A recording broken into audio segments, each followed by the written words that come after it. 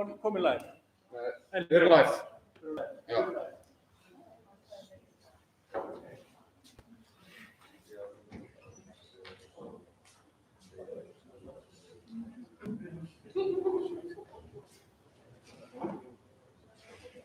Komið sæl og verið hjartanlega velkomin húsnæðismál fyrir borgarstjórnarkosningarnar og ég vil byrja á því að þakka Leigjendasamtökunum og Ingva sérstaklega formanni að standa fyrir þessu. Þetta nauðsynlegt plattform fyrir kjósendurna að segja og fara betur ofan í húsnæðisstefnuna og sérstaklega varðandi leigjendamálin og eins þá fyrir kjósendur að átta sig á því betur hver raunverulegar áherslurnar og hvar liggur áherslumunurinn. Við ætlum að byrja, þetta með streymi og tekið upp, að þá ætlum við að byrja á því að fá kjósendurna, frambjóðendur, til að standa upp með nafni og gera grein fyrir hvaða flokki eru frá og í hvaða sæti þeir eru.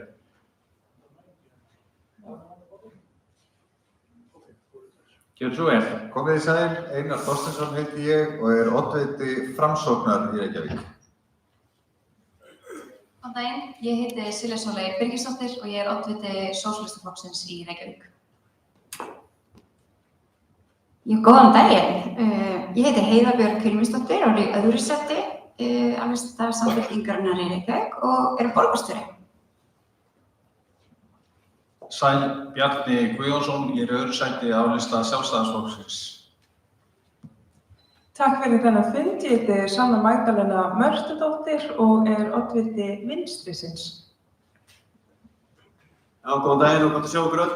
Ég heiti Róbert og er Ragnarsson og skipa annarsæti Viðreisnar.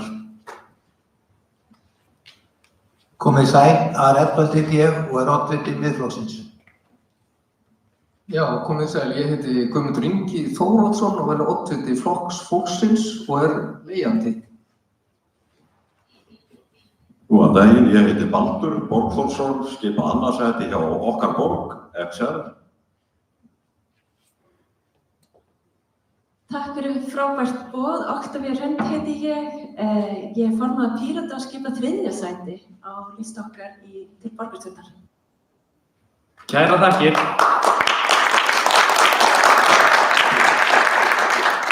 Jæja, þá bjóðum við næst velkomin í pontu með ávarp og opnun á barkosumræðunum.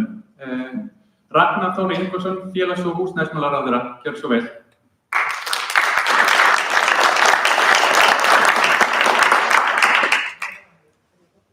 Já, komið sæl.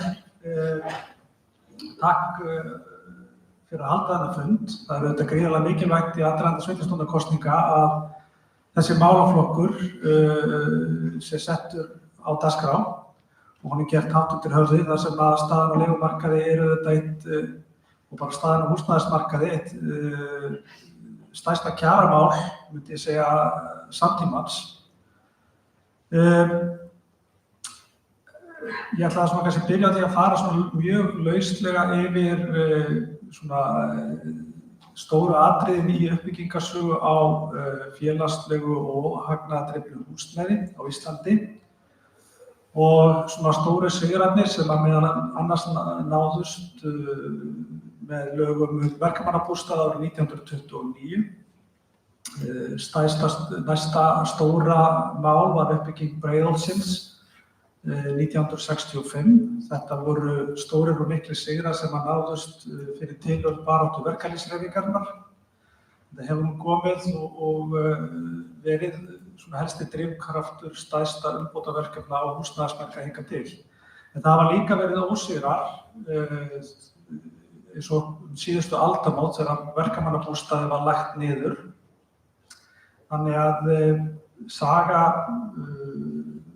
íbúðaruppbyggingar, bæði á félagslegum og óhagnaðardrifnum grunni, hefur einkennst af bæði sigrum og ósigrum og mikilli varnarbaráttu. Og það má til dæmis nefna það hér í þennan hóp að nú er meðal annars kæra sem að liggur fyrir hjá ESA frá Viðskiptaráði sem að hefur kært opinberan stuðning til óhagnaðardrifinna húsnæðisfélaga og þá sérstaklega þeirra sem að starfa undir almenna íbúðakerfinu. Þannig að, og þetta er ekkert einsdæmi hérna á Íslandi. Við erum að sjá þetta til dæmis í Danmörku núna varðandi danska íbúðalánakerfið sem að þykir vera fyrirmynd þeirra húsnæðislánakerfa sem að byggja undir jöfnuð og svo framvegis. Það sem að markaðurinn er farin að sækja sér veðrið og ég hef verulegar áhyggjur af þeirri þróun. Og við erum auðvitað að stefna í þá átt með sérstöku starfshóp nýtt húsnæðislánakerfi. En það sem að fundurinn snýr meira auðvitað að leigumarkaðnum og uppbyggingunni þar þá hef ég á vettvangi úr mínu fyrra starfi sem formaður stærsta stéttarfélags landsins tekið mjög virkan þátt í málefnum húsnæðis á vettvangi verkalýðshreyfingarinnar og setið í ófáum starfshópum og reynt eftir veikumegni að koma einhverjum úrbótum til dæmis fyrir fólk á leigumarkaði. Ég ákvað að fara inn á heimasíðu Ölmu, bara á leiðinni hingað, sjá svona hvar tveggja herbergja íbúðirnar standa í leiguverði og þær eru allar komnar vel á 400.000 á mánuði. Leig á tveggja herbergja íbúðum hérna á höfuðborgarsvæðinu og tökur Reykjavík út fyrir sviga að slagi þetta 85% af útborguðum lágmarkslaunum samkvæmt 17. flokki taxta Starfsgreinasambandsins og Eflingar. 85%. Ég hef auðvitað þekkt starfsemi Leigjendasamtakanna, svona held ég bara nánast frá stofnun og þekkt, vel flest ef ekki alla formir þess og er mjög ánægður með hvernig Leigjendasamtökin hafa náð svona þessu krafti í að tala hagsmunum og málefnum leigjenda síðustu ár og svona hef lagt sérstaklega áherslu á þennan stutta tíma sem ég þó verið í sæti ráðherra að efla það samtal við Leigjendasamtökin og þau verði svona mitt leiðarljós í þeim breytingum sem ég sé fyrir mér í gegnum löggjafann á regluverkinu í kringum leigumarkaðinn til framtíðar. Og við erum strax komin af stað, við ætlum að fara í það að leggja fram frumvarp núna sem bannar vísitölutengingu eða mánaðarlega vísitölutengingu húsaleigu. Við erum að fara í gagngera endurskoðun á leigutryggingu og því fyrirkomulagi, hvernig því háttað. Þetta er eitt langalgengasta ágreiningsefni sem kemur inn í til kærunefndar húsamála sem er yfirhlaðin verkefnum. Annað sem við þegar gert er að efla neytendavernd leigjenda, bæði með því stórefla kærunefnd húsamála til þess að vinna hraðar niður mál. Leigjendaaðstoðin hefur fengið veglegan stuðning og til þess að bæði fjölga stöðugildum og síðan ætlum við auðvitað að vinna þétt með leigjendasamtökunum fleiri aðilum með því að endurskoða húsnæðisstuðningskerfið sem að hefur, sá aukni stuðningur sem hefur farið inn í það kerfi hefur nánast óskipt og meira tilrunnið í vasa leigusala. Nú síðan eru þetta fleiri verkefni, við höfum mikinn áhuga á að skoða einhvers konar hömlur á hversu mikið að hækka leigu. Við erum svo sem ekki búin að komast að einhverju niðurstöðu en sú vinna fer væntanlega fljótlega af stað og horfum við þá til meðal annars danska kerfisins eða Norðurlandana þar sem að umhverfið er manneskjulegra og heilbrigðara og það er auðvitað ótækt í velferðarsamfélagi eins og okkar að staða leigjenda á almennum markaði skuli vera með þeim hætti að fólk geti átt hættu á að lenda á götunni standi það ekki undir síauknum kröfum frá markaðnum hærri og hærri húsaleigu. Þannig að markmið okkar eru þetta að tryggja ákveðin fyrirsjáanleika og sanngirni til framtíðar. Við vorum núna nýlega að skrifa undir með Reykjavíkurborg samning uppbyggingu alltaf 1400 íbúða á ríkislandi og ríkiseignum og erum með fyrir þinginu breytingar á lögum almennar íbúðir þar sem að við ætlum að hækka stofnframlögin upp í 35% og opna fyrir stofnframlög inn í umbreytingarverkefnin þar sem að við getum breytt húsnæði í hagkvæmar íbúðir. Þetta gríðarlega mikilvægt verkefni og ég ákaflega þakklátur borgarmeirihlutanum fyrir því að hafa náð að lenda því að koma þessum uppbyggingarsamningum á þannig að það sé hægt að fara að nýta þessar eignir og nýta þessar lóðir sem hafa staðið auðar árum ef ekki áratugum saman. Til þess að kannski að taka ekki allt of mikinn tíma frá frambjóðendum að í störfum mínu fyrir verkalýðshreyfinguna og sem formaður Bjargs íbúðafélags og Blævar nýstofnaðsfélags undir hatti ASÍ og BSRB, þá veit ég og hef upplifað eigin raun hvernig að afhenda lykla til fjölskyldu sem hefur verið á hrakhólum á leigumarkaði og loksins að fá fyrirsjáanleika, húsnæðisöryggi og framfærsluöryggi þar sem að leiga kannski lækkaði sem nemur 200–300.000 króna launahækkun. Þetta það sem við erum að gera og ég skora á ykkur öll að við getum tekið höndum saman þverpólitísk að verja almenna íbúðakerfið, verja félagslega kerfið okkar. Þverpólitískt. Þetta hornsteinn okkar samfélags. Það hefur verið kerfisbundið rifið niður og ég treysti því að við getum verið sammála þetta einfalda atriði, verja fólk á leigumarkaði, taka höndum saman með okkur í ríkisstjórn og verja þessi kerfi og byggja þau upp en ekki rífa þau niður. Takk fyrir mig.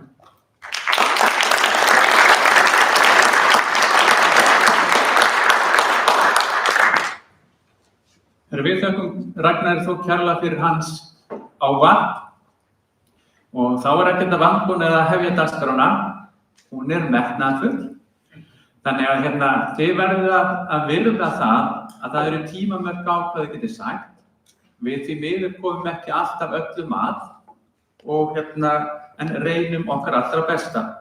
Ef þið virðið þetta, þá náum við saman miklu meira út úr þessu og það tilgangurinn. Þannig að fyrsti hlutinn, hann já og nei spurningar. Þið eru komið spjöld fyrir framan ykkur og leikreglurnar eru mjög skýrar. Já eða nei, engar útskýringar, það þýðir engin orð, einar. Og þið lyftið spjöldunum mjög skýrt. Yngvi ætlar að skrá niður, leið og hann gefur ykkur merki, þá leggið þið niður spjöldin og Guðmundur Hrafn, fyrrverandi formaður Leigjendasamtakanna, hann stýrir pallborðsumræðunni með mér og hann ætlar að leiða núna fyrsta hlutan spurningarnar. Þið tilbúin? Gjörið svo vel. Já, eins og segi, þetta verður bara einfalt já og nei svar. Þetta eru 14 spurningar.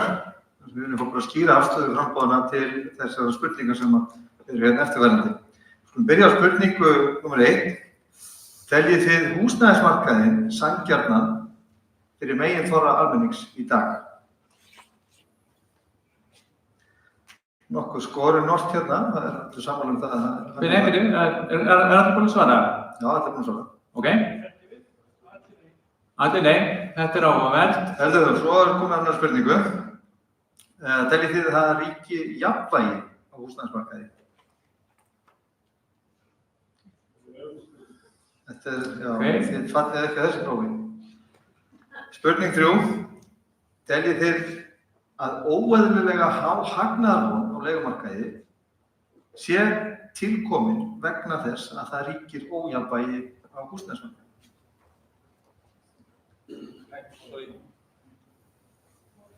Ok. Já.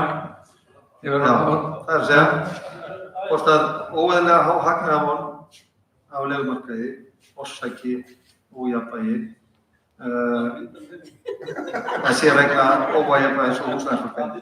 Þá fyrir við spurningu 4. það hlutverk Reykjavíkurborgar að tryggja jafnvægi á húsnæðismarkaði innan borgarmarkaðanna?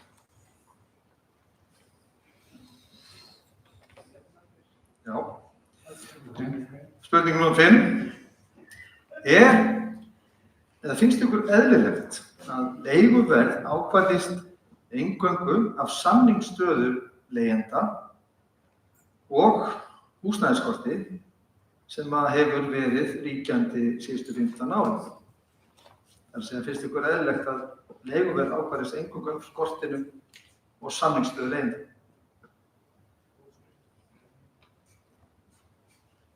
Það fyrir við í 7. spurningu. Finnst ykkur að skipulag Reykjavíkurborgar endurspeglist í vilja almennings eins og hann birtist í könnunum?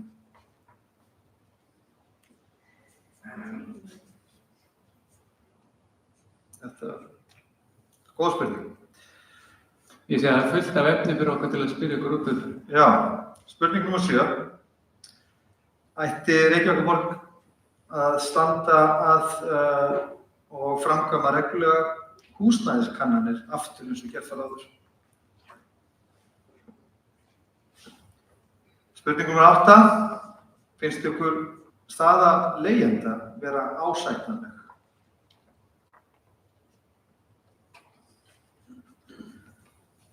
Já, það féllu enginn þessu prófi. Spurning nr. 9. Finnst ykkur geti verið raunhæft að lækka húsnæðiskostnað leigjenda verulega? Finnst ykkur að raunhæft markmið, raunhæft verkefni að lækka húsnæðiskostnað leigjenda? Þið getið ekki öll svara alltaf alveg eins. Þetta er nokkuð skýrt. Það er afstæða fólk sem bara mjög skýr í þessu málum. Spurning nr. 10. Finnst ykkur eðlilegt að húsnæðiskostnaður hafi hækkað almennt, þá erum við að tala um húsnæðiskostnað almennt, þannig að leigjenda og þeirra sem eru að eignast eigið húsnæði, að hann hafi hækkað úr 19% í 30% af ráðstöfunartekjum heimilanna á síðustu 20 árum? Það finnst engum eðlilegt. Nei. Spurning 11. Finnst ykkur að það sé verið að byggja í takt við þarfir fólks með tilliti til fjölskyldustærðar og fólksfjölgunar? Er uppbygging í Reykjavík að svara þörfinni, það er líffræðileg þörf og þörf fjölskyldna fyrir svona tegund og stærðar húsnæði? Það er þessu yngveig. 12. spurning. Hafa skipulagsyfirvöld borgarinnar gert einhver mistök við uppbyggingu á húsnæði með tilliti til stærða og gerða á íbúðarhúsnæði?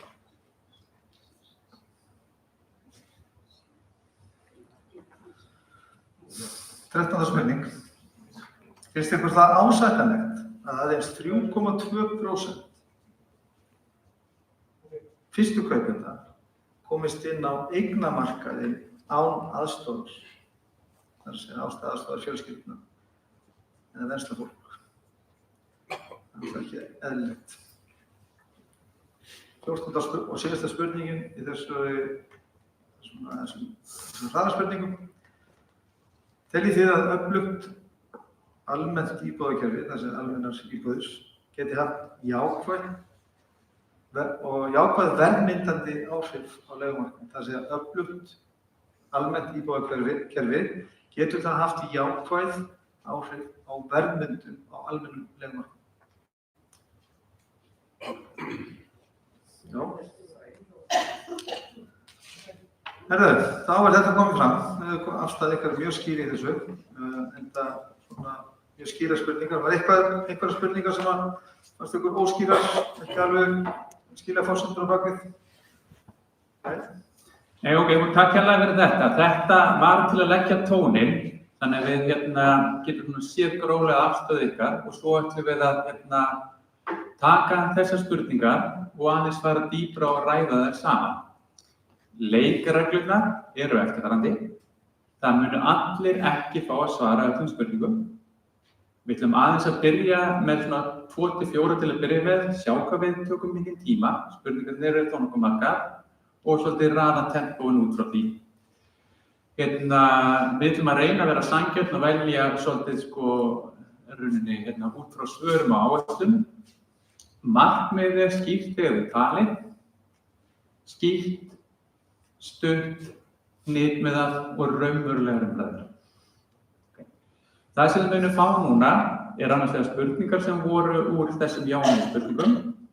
Við höfum tekið tillit til innsendra spurninga og svo hafa spurningar líka komið frá leigjendasamtökunum, þannig við erum búin að blanda þessu svona saman. Það eru já-nei-spurningar sem komið milli, þannig við ætlum aðeins að reyna að róta þetta. Þannig að þá skulum við byrja á að sjá svona hvernig okkur gengur með tímann. Fyrsta spurningin, það voru allir sammála því að húsnæðismarkaðurinn væri ósanngjarn. Þannig að þá er í rauninni bara eitt sem við getum spurt út og ég ætla að velja hér og mig langar að byrja á þér, Sanna. Hvað er það sem gerir húsnæðismarkaðurinn ósanngjarn og fyrir hvernig er hann ósanngjarn? Stanna. Það sem að gerir húsnæðiskerfið ósanngjarnt er að hann er byggður upp á markaðsforsendum, það er að segja að markaðurinn hefur fengið að ráða og hans eina markmið í lífinu er að ná sem mestum gróða út úr lífi fólks. Það er ekki í lagi og við sjáum að markaðurinn er augljóslega ekki með svarið þar sem það er fullt af fólki sem er húsnæðislaust. Barnafjölskyldur, einstæðir, leigjendur, fólk nær ekki að útvega sér heimili á viðráðanlegu verði af því að verðið er mjög dýrt og þegar það er verið að byggja upp þannig að markaðurinn er að geta hagnast á grunnþörf manneskjunnar til að eignast húsnæði að þá auðvitað fáum við ósanngjarnan heim sem að nýðist á leigjendum eins og við sjáum er staðan í dag. Takk. Stutt og nýtmiðað og til að balansera þetta þá ætlum við að gefa Bjarna mækinn. Og spurningin mættum við á fyrsta. Já, standa endilega. Fyrsta í standi. Ég held að það sé bara betra fyrir útsendingunum. Já, komið sæl. Hann er ekki sanngjarn af nokkrum ástæðum og kannski ber okkur ekki alveg saman. En vextir hafa náttúrulega óbúslega mikið um það að gera hvernig staðan er á fasteignamarkaðnum og húsnæðismarkaðnum almennt. Uppbyggingin í Reykjavík hefur verið ekki á þann hátt sem að íbúar þurfa. Það er dýrt að byggja húsnæði, það er að fá lóðir í boði, það er að byggja dýr húsnæði sem ekki er það sem að borgarbúar eru óska eftir. Og að þessum ástæðum og aðal ástæðunum þarna er dýrt að kaupa, það er dýrt að leigja út af því hvernig við staðið skipulagsmálum og vaxtastig í landinu. Glæsilegt. Hörðu, einn til viðbóta og við ætlum að gefa mækinn til Silju. Sama spurning. Og spurningin er sanngjarn húsnæðismarkaður sem allir svöruðu nei. Já, hann er það klárlega ekki að ég tek undir að þetta eru markaðsöflun, en sem það er líka bara fyrirkomulagið. Það er mjög óeðlilegt að það eru sambærilega lán fyrir fyrstu kaupendur og fólk sem að kaupa aðra, þriðja, fjórðu, fimmtu íbúð og síðan líka bara að það hefur verið mikil þörf í langan tíma að auka hluta af óhagnaðdrifnu húsnæði, sérstaklega leiguhúsnæði og þetta helst allt saman í hendur. Leiguverð keyrir upp húsnæðisverð líka, þannig við þurfum að taka bara samstillt átak til þess að ná þessu verði niður. Takk, ég er ánægð með ykkur þannig að við ætlum að hafa 4 núna. Einar, gjör svo vel. Takk fyrir.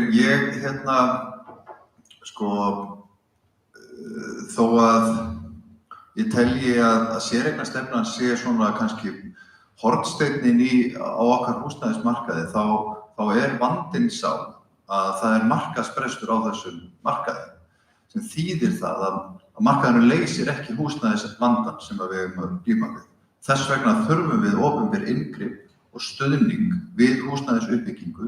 Það höfum við í Framsókn gert með lögum húsnæðissamvinnufélög og svo þá pólitísku afstöðu að við höfum að styrkja við öflugan leigumarkað, meðal annars hjá Bjargi og fleiri húsnæðissamvinnufélögum og höfum stutt á vegferð borgarinnar sem er nú verið að bæta eins í og ég vil langar bara að hrósa meirihlutanum fyrir það að leggja áherslu á það. Það er í takti við okkar áherslur að koma á jafnvægi á leigumarkaði, öruggum leiguíbúðum, en húsnæðisstefnan í borginni hefur því miður ekki stutt við það markmið vegna þess að það sem hefur verið byggt eru íbúðir á rangri stærð, í þéttingu og nú fyrst erum við að sjá plönum það að byggja aðeins austar í borginni fyrir einmitt þennan hóp. Það er fagnaðarefni, en við þurfum að gera meira af því. Glæsilegt. Þá förum við og tökum saman spurningar 2-4 og ég ætla aðeins að hafa smá aðdraganda að því að húsnæðisöryggi er ein af grunnstoðum okkar samfélags og forsendur þess að fólk geti lifað öruggu og sjálfstæðu lífi. Þetta er ekki bara húsnæðisöryggi, þetta er sjálfstæði sem við erum að tala um líka og fjárhagslegt sjálfstæði þar ofan. Slíkt öryggi byggir á því að húsnæðismarkaður sé hagkvæmur og aðgengilegur. Til þess þarf að ríkja jafnvægi á milli framboðs og eftirspurnar, jafnvægi sem margir telja hafi skortið árabil með vaxandi íbúðarspurn. Gögn sýna að frá árinu 2015 hefur höfuðborgarsvæðið utan Reykjavíkur vaxið 27% á meðan Reykjavík hefur aðeins vaxið 17%. Á sama tíma metur HMS íbúðarspurnina landinu öllu vera 12-15.000. Þannig að hér söruðu allir að það væri ójafnvægi og mig langaði að byrja því að gefa Heiða þér tækifæri fyrst til að útskýra spurninguna sem að þeir sem svöruðu nei, hvað hefur Reykjavíkurborg gert rangt og hvað hefur þið getað gert öðruvísi? Já, ég svaraði nú já áðan, hefur Reykjavíkurborg einhvern tímann gert einhver mistök. Ég held að segja enginn sem hefur aldrei gert nein mistök. Og eiginlega ekki neinu og ef maður heldur það, þá áttum maður náttúrulega klárlega hægt í pólitík. En Reykjavíkurborg hefur auðvitað gert mörg mistök. Reykjavíkurborg var stýrt hér lengi vel og lengstan tíma af hægri öflum sem að létu markaðinn ráða. Og hér byggðist upp mikið af húsnæði, alls konar húsnæði á mismunandi gæðum. Síðustu ár þá höfum við verið að reyna að snúa þessari þróun við með markvissum samningsmarkmiðum eins og við vorum að ganga frá núna. Við byggjum þannig núna að það er 25% til 35% mismunandi eftir svæðum, alls staðar í borginni, óhagnaðri húsnæði. Og ég tel að það sé rétt. En það að þú sérst að gera það núna og það sé ekki strax byrja að virka, það er smá svona eins og ég er næringarráðgjafi, þá kemur ný rannsókn og það er fullt af fólki að borða einhvern veginn allt öðruvísi og þá er okkur kennt það því að ráðleggingin sé ekki nógu góð. Skiljið, ráðleggingin er góð, við þurfum óhagnaðardrifið húsnæði en við þurfum bara að gera þetta aldrei lengri tíma.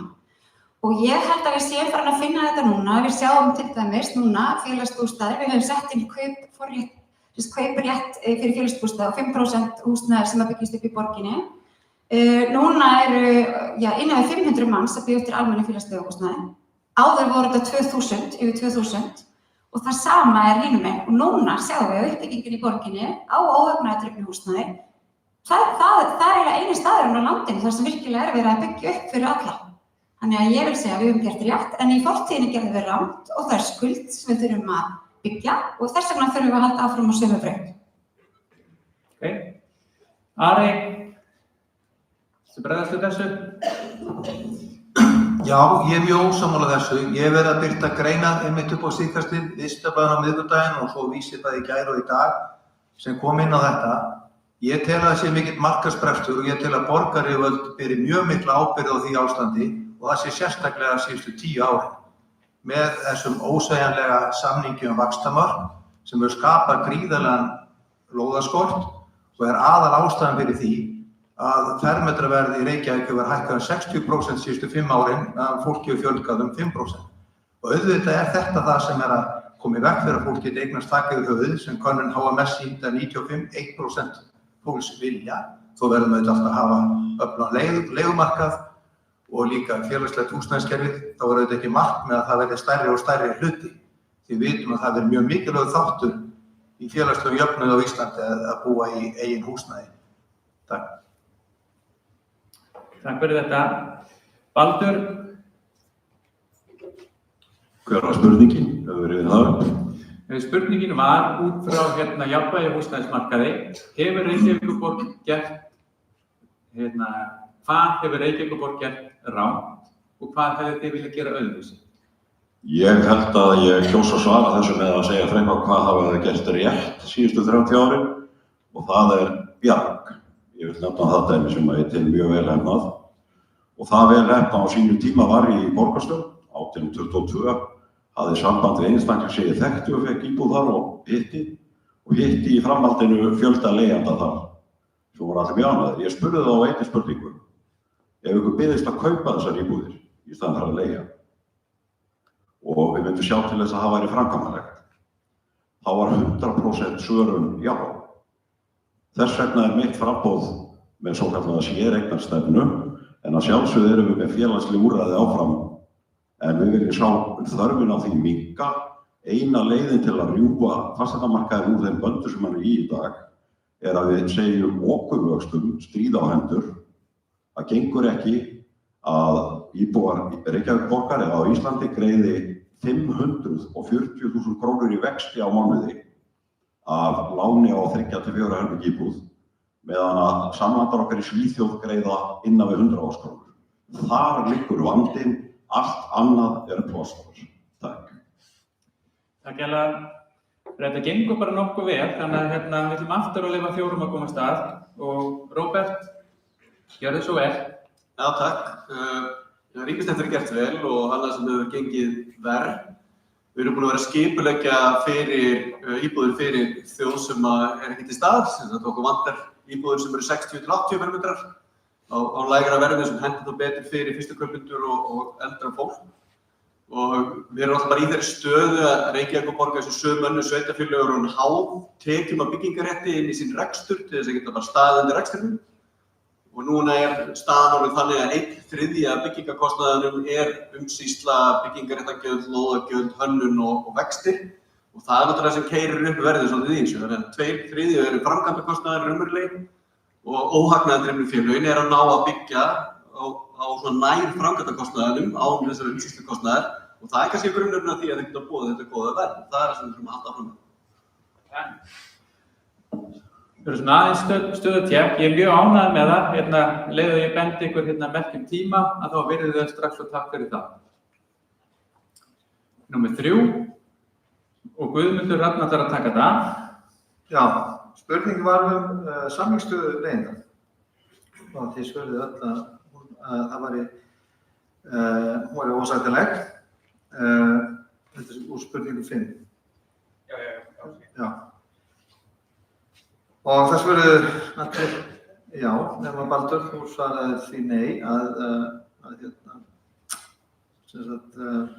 úr spurningu 5 sem eðlilegt að leigufélag ákvarðist eingöngu á samningsstöðu leigjenda og húsnæðiskorti sem hefur verið viðvarandi síðastliðin 15 ár. Þú svaraði já. Af hverju telur þú að það sé eðlilegt að samningsstaða leigjenda sem veik og í viðvarandi húsnæðiskorti af hverju það sé sanngjarnt að það ákvarði leiguverð? Ég gerði það að þeirri einfaldra ástæðu að ég vissi að þið myndu verja mig ef ég segði öðru sem allir hinnir og fengi að skýra svarið. Samningsstaða leigjanda og fjölskyldna út alla borg hræðileg í dag. Fólk að hrekjast úr séreignarleiðinni yfir í félagslega kerfið vegna okurvaxta. Við þurfum öll að taka höndum saman. Ég hlakka verulega til að taka fund með Ragnari Þór ef okkar borg kemst til valda í ráðhúsinu. Og ég alveg sannfærður að með honum og öðrum í ríkisstjórn auðvelt að leysa þetta. Við hefum breytum lögum og reglugerðum Hagstofu, Seðlabankann, lífeyrissjóði og lánastofnanir og höfum sömu vexti hér og tíðkast í okkar nágrannalöndum. Það beinið þetta að drepa alla leigjendur og ekki síst alla þá sem eiga sitt eigið húsnæði og ég ekki að horfa í byggingaverktaka, ég að horfa í fjölskyldur. Baldur, ég ætla að gefa þér gula spjaldið og það verður ekki gefið annað gult spjald. Þegar við svörum og spyrjum þessi ákveðnu spurninga, þá svarar þú ekki öðru. Já, ég var að ekki segja já til að segja nei til að fá svara, nákvæmlega svo gerir það. Þetta gula spjaldið og það verður ekki. Ég var einfaldlega að útskýra mitt svar. Já. Það að því að ég ekki með sér stöðu með leigjendum, heldur fjölskyldum í borginni í heildina. Allt í góðu. En ég ætla að fá að spyrja þá sem að svöruðu þessari spurningu nei og ég ætla að byrja að spyrja nafna minn Guðmund Inga. Hvernig hyggst flokkur þinn bregðast við þessari óásættanlegu samningsstöðu leigjenda og hvaða verkfærum getur borgin beitt til þess að koma samningsstöðu leigjenda í betra horf gagnvart leigusalum og þar leiðandi hugsanlega lækka leiguverð og bæta öryggið? Já, mér langaði svo að svara eiginlega hinum spurningunum líka, en það er ýmislegt þetta að gera og við til dæmis erum að ræða núna mikið varðandi leigubremsu sem að ég sá að ráðherra orða þetta svona svolítið varkárlega en við viljum koma henni á og ætlum okkur að koma henni á. Við teljum að við höfum ýmist, ég reyndar get ekki kannski farið út í lögfræðilega atriði í þessu núna en við teljum að það sé möguleiki á að koma á þessari bremsu. Við ætlum auðvitað að brjóta meira land. Þegar við tókum við meira hluta þá fórum við að skipuleggja land í Ólafsvík og þar komum við með 4.000 nýjar íbúðir sem er verið að byggja núna og það var okkar skilyrði að taka við, að vera með í þessu meira hluta. Þannig að við teljum að það muni breyta stöðunni mjög mikið. Við viljum útvíkka vaxtarmörkin og byggja alltaf 10.000 íbúðir þar, þannig að það mun klárlega hafa veruleg áhrif. Ok, takk kærlega fyrir. Ég var að spyrja Lilju, hvernig hyggst flokkur þinn bregðast við þessari óásættanlegu samningsstöðu leigjenda og hvaða verkfærum getur borgin beitt til þess að koma inn í betra horf? Já, fyrst og fremst það bara að styðja við óhagnaðdrifin verkefni eins og Bjarg, sem ég er mjög ánægð að heyra það sé að fara bara full force í því. Enda það bara lykilmál að fólk hafi auka ráðstöfunartekjum milli handanna. Það óásættanlegt að fólk sé að verja alltaf 70% af sínum ráðstöfunartekjum í leigu og alltaf helmingur þarf á húsnæðisbætum að halda. En við viljum auka í raun og veru bara að borgin setji restina af lóðunum í óhagnaðdrifin verkefni, bæði til þessi verkefni og líka með því að byggja sjálf. Við þurfum að auka þetta framboð, það eina leiðin til þess að bæta þetta ástand og síðan líka bara efla leigjendasamtökin. Þetta ætti að virka eins og stéttarfélög eins og það gerir í Svíþjóð. Það er í raun og veru eina leiðin. Takk fyrir. Ég ætla að fá að spyrja Róbert. Þú ætlar að bregðast við þessu óásættanlegu samningsstöðu leigjenda. Hvernig hyggst flokkur þinn gera það og hvaða verkfæri getur borgin beitt þess að bæta samningsstöðu leigjenda? Já, í samningum er alltaf gott að hafa valkosti, þannig að til þess að hafa betri samningsstöðu þá þarf að hafa möguleikann á öðrum leiðum. Og ég held að sé verið að stíga ákveðin skref í því og við þurfum að gera meira í því. Það er félagslega leiguíbúðakerfið, við erum með almenna leiguíbúðakerfið og svo eru einstaklingar og fyrirtæki líka á leigumarkaði og þar eru ákveðnir valkostir. En þeir eru bara ekki nóg aðgengilegir. Reykjavíkurborg er það sveitarfélag sem hefur kannski staðið sem hvað best í því að byggja undir almenna leiguíbúðakerfið og reka félagslega leigukerfið og við erum stöðugt sagt að það er bara komið gott að því að borgin beri þessa ábyrgð ein. Við viljum að nágrannar okkar sinni því líka og það þurfa fleiri að taka þátt í því. Þannig að valkostinni sé ekki bara innan borgarinnar, heldur líka á milli sveitarfélaga. Já, þetta var náttúrulega. Alltaf ég ert ekki spennt fyrir hvað spurningu þú færð. Hún kemur hér. Hún kemur svolítið að aðdraganda henni og aðeins langur. Og hún snýr að spurningu 6 og 7 varðandi skipulag Reykjavíkur og vilja almennings. Og forsagan er svo að Reykjavík studdist áður við reglulega kannanir af húsleitu og búsetu og íbúa. Dæmi það voru mjög stórar og vandaðar kannanir sem voru gerðir 2003, 2007 og 2013. En svo hafa slíkar kannanir ekki verið framkvæmdar síðan. Hins vegar gerði HMS og tók upp á sig fyrir ári og núna nýlega kynnt í síðustu viku niðurstöður úr könnun númer 2. Út frá þínu svari að það er já. Í hverju sjáu þið að skipulagið endurspegli vilja almennings og hvernig birtist það í uppbyggingunni í dag þegar þú ert sammála því að skipulagið endurspegli vilja? Í hverju sjáu Píratar skipulagið endurspegla vilja almennings? Já, og hvernig birtist það? Hvernig samhengið á milli það sem að íbúarnir óska eftir varðandi húsnæðisuppbygging og skipulag og það sem framkvæmt? Það hefur auðvitað, eins og við vitum, ekki verið háttað nægilega vel. Ég held að það er enginn sem hefur setið í borgarstjórn eða er íbúi eða leigjandi eða er í Reykjavík sem hefur ekki tekið eftir þeim áskorunum sem hafa verið. Það er bara mjög skýrt. Nú hafa Píratar verið miklir aðdæmendur könnuna og höfum við beðið margar slíkar og við höfum komið á ýmis verkefnum sem tengja þetta beina lýðræði milli íbúa og skipulagi. En við höfum innan við borgina held ég alls ekki sótt nægilega mikið í, við þurfum að bæta bæði upplýsingaflæðið, en við þurfum líka að bæta hvernig áhrif íbúa eru á þróun hverfanna sína. Ég held að Grafarvogur var mjög skýrt dæmi það. Ég held að hvernig við orðum hlutina skiptir líka máli og það að áætlanir eru ekki deiluskipulag. Að við gerum betur í að fólk fá tækifæri til þess að skilja á hvað skrefi erum við. Svo þegar kemur að hvort að við í hverju við sjáum skipulag endurspegla, ég meina borgarhönnunarstefnan sem var samþykkt núna í nóvember talar sitt skýra mál, að við þurfum að gera betur og við þurfum að valdefla fólk líka. Það ekki nóg bara að segja, heyrðu, hvað finnst þér? Heldur þurfum við líka að taka það inn. Já, takk. Og afsakið Dr. Veiga, ég sagði að þú hefði svarað sporinu, já, en þú svaraði nei. Þannig að þú svaraði rétt miðað við svarið. Afsakið þetta. Jæja, næst ætlum við að gefa mækinn yfir til Einars. Hann fyrrverandi borgarstjóri og verður áhugavert að heyra hvað hann segir. Já, sko, ég svaraði þessu þannig að skipulagið endurspegli ekki vilja almennings og sú húsnæðisuppbygging sem við höfum séð rísa núna á undanförnum árum mikið til í þéttingu og það eru mjög dýrar íbúðir, byggt tiltölulega þétt og þær eru stærri en það sem markaðurinn að kalla eftir. Að því leyti segi ég það ekki að endurspegla vilja almennings af því að ég heyri frá fólki að það kemst ekki inn á þennan markað. Við sjáum það bara á sölutölum að þessar íbúðir seljast illa.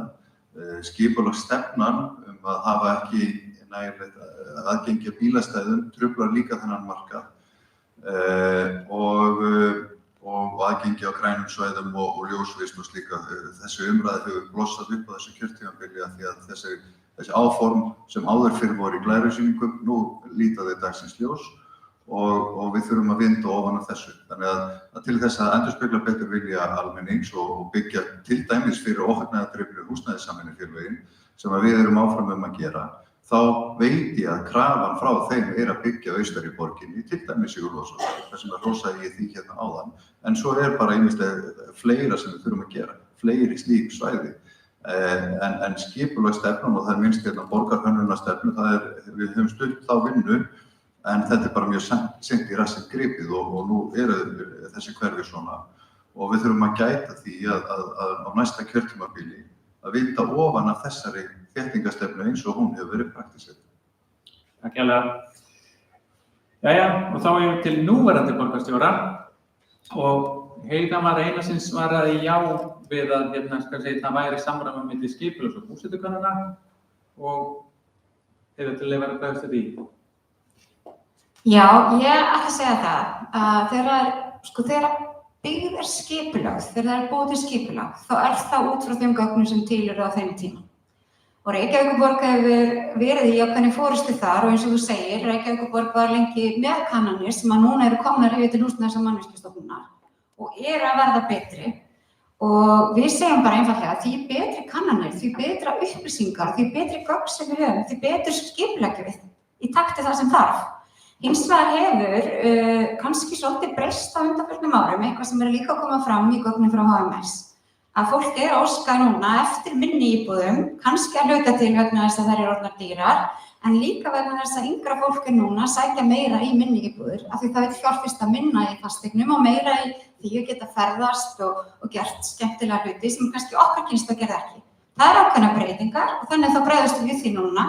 Og þeir sem að skipuleggja alltaf, þeir eru alltaf að vera að skoða öll gögn sem til eru og ég bara vil hrósa þeim sem hafa verið að styrkja Húsnæðis- og mannvirkjastofnun og ráðherra fyrir líka að leggja áherslu á þessa gagnaöflun sem ég veit að mun skila sér í betra skipulagi allt land og þar á meðal í Reykjavík. En íbúar hafa alltaf síðasta orðið allt skipulag og mér finnst sorglegt að heyra fólk tala niður flotta byggð eins og hérna á Hlíðarenda. Ég hvet ykkur bara til að tala við fólki sem býr þarna. Þetta dásamlegt og eigum ekki að fara að tala niður heimili fólks. Þetta eru heimili fólks sem hafa verið að byggjast upp, þó að ykkur langi að byggja öðruvísi. Flott og allt gott með það, en ekki tala niður staðið þar sem fólk býr og líður vel. En við erum að vitna í gögn og kannanir og ósamræmi á milli þess sem gert og það sem það vill. Ari, vilt þú bregðast við þessu? Já, sko, varðandi þetta með að borgin ákveði hvort það er byggt minni eða stærra, þá bara svona almennt komment að ég held það sem kosturinn við svona markaðskerfi að þá eru 1000 aðilar sem taka ákvarðanir út allt og þarf enginn að vita allt. Og þetta með að meðalstærð og íbúðum í Höfðahverfi í Ártúnshöfða 700 fermetra og það megi ekki vera nema 15% íbúðum sem á vera svona minna. Þegar, sko, mér finnst þetta eins og maður væri með bílaumboð, ég sagt áður, og fólki vildi kaupa Yaris eða verið byggður út á götu og kaupa lítinn bíl, það mætti bara selja sumannabíl. Og ég tel að borgaryfirvöld þurfi ekki að vera að pæla svona mikið í þessu. En mér finnst það að komið líka vel fram hérna, hann nefndi Róbert áðan með að það væri orðin þriðjungur, væri orðin gjöld frá borginni. Í einn af þessum greinum sem ég vísaði til þá kemur fram að í 60 fermetra íbúð þá eru þessi byggingaréttagjöld frá borginni og fjármagnskostnaður orðin 22 milljónir og 60 fermetra íbúð. Þannig auðvitað sést að þetta alveg grundvallað þáttur. Hvað er búið að keyra upp verð á húsnæði með þessari ofurþéttingarstefnu. Þess vegna er líka sammála því sem Guðmundur sagði, það þarf að víkka út þessi mörk og það mun gera okkur kleift að byggja með hagkvæmari hætti í útvíkkaðri borg og það mun hafa jákvæð áhrif. Takk. Þetta gengur vel, þannig að við ætlum að brjóta reglur núna að fara í 5 svör. Guðmundur, Ingi, gjör svo vel. 5 svör. Þetta er 5. svarið við þessari spurningu, þannig að það gengir það vel. Já, ég held að þetta sé nú ekki kannski ný gögn að það sé krafa ódýrar og hagstæðar íbúðir. Sko, það er búið að vera krafa lengi, það er búið að vera krísa á þessu markaði mjög lengi, það er búið að vera ofurþétting sem hefur leitt til þessa ástands á markaðnum. Það þarf að létta á því, það þarf að byggja meira af ódýrum og hagkvæmum íbúðum og við erum búin að leggja á stað í það verkefni núna sem þarf að fylgja eftir á næsta kjörtímabili. Og við viljum ganga miklu lengra og það er alls ekki bara hægri flokkarnir sem hafa haldið þessu svolítið í gíslingu, það eru líka vinstri flokkarnir og hefur raunverulega lítið gerst fyrir bara núna og svo er það annað að það þarf að halda áfram að byggja og okkar næstu svæði eru Kjalarnes og Geldinganes og það þarf að virkja Gunnunes og Álfsnes. Og til að það sé hægt þá þarf að byggja Sundabraut og við viljum flýta henni, þannig að þetta helst svolítið í hendur. Takk eiginlega. Jæja, þá erum við komin á 5. spurningu og hún snýr af er staða leigjenda ásættileg. Og þeir voru öll sammála að svo væri ekki, en eins og áður þá er smá formúli. Því að almennt er talið að sjálfbært hlutfall húsnæðiskostnaðar af ráðstöfunartekjurum sé kringum 25%. Helst aðeins undir því en 25% þar sem að við sem samfélag og þá vestræn samfélag séu miða við. Þegar hlutfallið er orðið 30% er talað húsnæðisbyrði. Þegar talað er 40% eða meira þá er talað alvarlega byrði. Nú liggur fyrir í gögnum frá ASÍ sem voru kynntar fyrir nokkrum dögum að annar hver aðili á leigumarkaði býr við 40% eða meira sem hlutfall af ráðstöfunartekjum. Það er bara það sem er kallað alvarleg byrði. Og ef við skoðum aðeins hverjir eru á leigumarkaði, þá er það aðflutti, ungt fólk og einstæðir foreldrar. Þetta er líka félagslegt mál, því að athugið það að 1 af hverjum 4 börnum býr á leigumarkaði. 1 af hverjum 3 einstæðingum sem er á vinnumarkaði er á leigumarkaði. Þannig að þetta er gríðarlegt líka varðandi jöfnunartæki, varðandi jöfnuð og viðskiptingu að þessi markaður sé sem næst 25%. Þannig að það sem svöruð öll í þessu tilfelli er sama að þá ætlum við bara að byrja Óttavía þér, lefa að koma inn í þú endar á hann síðust. Hvað ætlum þið að gera til að breyta þessari stöðu og hvenær sjáum við mælanlegan árangur? Þetta er mjög góð spurning. Ég held að við kannski byrjum á Sko, ég bjó 30 ár erlendis og þegar ég flytt heim þá bara flutti ég 9 sinnum á 4 árum á leigumarkaði. Leigusamningurinn minn fyrsti sem ótímabundinn. Og ég ólst upp í löndum með velferðarkerfi þar sem þetta var hægt og það var hægt meðal annars út af það voru kjarnasamfélög, það voru alls konar mismunandi og fjölbreytt búsetuform. Hvenær sjáum við árangur á þessu? Mér fannst mjög gott að heyra að það var ekki að tala niður hvernig fólk býr og ég held að þessi borgarhönnunarstefna, ég meina, syngdi í hrassinn gripið, hvað tók þetta mörg kjörtímabil? 2. Hvað marga meirihluta? 3. Við vorum að berjast fyrir þessu, út af það skiptir máli hvar við byggjum, hvernig við byggjum, út af þétting byggðar skiptir máli. Út af það hagstæðara fyrir fólk, þá þarf það ekki að nota peningi alls konar annað. Svo ég mun slá på testing, eins og maður segir í Danmörku, segja að við munum sjá það kannski innan við 1,5–2 ár. Já, ég varst ekki skýrt hvað það ætluðu að gera, ef þú getur endurtekið það? Já, það núna í stefnunni að við ætlum að við viljum þetta, við viljum koma upp gæði í húsnæðum og við viljum mælanlegan árangur. Já, og græslega, það stiðar fyrir að halda áfram að þétta og það lausnin. Nei, fjölbreyttari húsnæði. Okay. Það líka það, þú veist, að öryggi einstaklinga á hvort það getur keypt húsnæði ekki eðlilegt. Ég veit ekki af hverju það telst eðlilegt á Íslandi. En það að hafa bæði möguleikana að eiga eða leigja eða búa í mismunandi húsnæðisformi, það stór hluti af lausninni. Ok, takk hérlega. Yfir til þín Einar. Erum við aðeins upp spurninguna, sko? Sko, staða, leigjandi ásættanleg og við erum sammála það eða þið að hún sé það ekki. Já. Og þá spurningin, hvað ætlið að gera til að breyta þessari stöðu og hvenær sjáum við mælanlegan árangur? Ok, sko stjórnmálamönnum farnast yfirleitt illa ef þeir ætla að lofa einhverjum tilteknum árangri eftir tiltekinn tíma. Við sjáum það bara á loforðum Samfylkingarinnar í leikskólamálum. En, sko, fyrst og fremst vitum við öll svarið við hvernig við náum jafnvægi á þessum markaði, bæði fyrir þá sem að eiga og leigja. Og það einfaldlega bara byggja. Það bara byggja meira.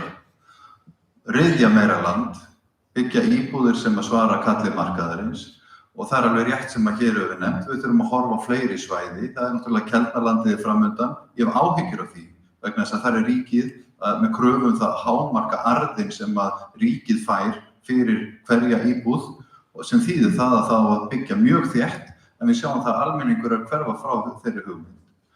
Og þannig að við þurfum að vera með fleiri svæði á takteinunum, Geldinganesi til dæmis og Úlfarsárdalinn og svo kemur Blikastaðaland en allt þetta inn í langri framtíð og það sem að krefjandi við þetta það að við vitum öll að hraðinn skiptir máli, þar að segja að vera með nógu mikið byggingamagn í gangi í einu til þess að ná jafnvægi á verði íbúða og þá jafnframt leiguverði og en það enga töfralausnir í þessu en við hins vegar við setjum nógu mikið magn í uppbyggingu, gerum samninga við óhagnaðardrifin húsnæðisfélög, einföldum stjórnsýsluna og aðgengi verktakana til þess að byggja fyrir eignamarkaðinn að þá kemur þetta og þá erum við kannski með meira magn í byggingu og sjáum tölur við það og þá getum við gefið okkur eitthvað tímaramma í kringu það hvenær kemur þetta inn á markað því að byggingatíminn svona tiltölulega fyrirsjáanlegur. Þannig að svarið bara byggja meira. Sanna, og til að bæta þess inn að þá sjáum við stærðin á leigumarkaðnum í heild sinni og þá vorum við ekki bara að horfa á félagslega hlutann heldur markaðinn í heild sinni. Ef við sérstaklega tökum út 25 ár til 50 ára, að þá erum við að sjá í fyrsta skipti næst í hartnæra öld að heimili sem á leigumarkaðnum, sem það farin úr foreldrahúsi, eru 25 til 50 ára, að nálgast 50% að fara þar undir. Þannig að við erum að horfa á stóra leigumarkaðinn, ekki bara eitt segment og það mikilvægt. Hvernig hyggist þið ef þið komið til valda, hvað það að gera til að breyta stöðunni og hversu raunhæft það út frá tíma?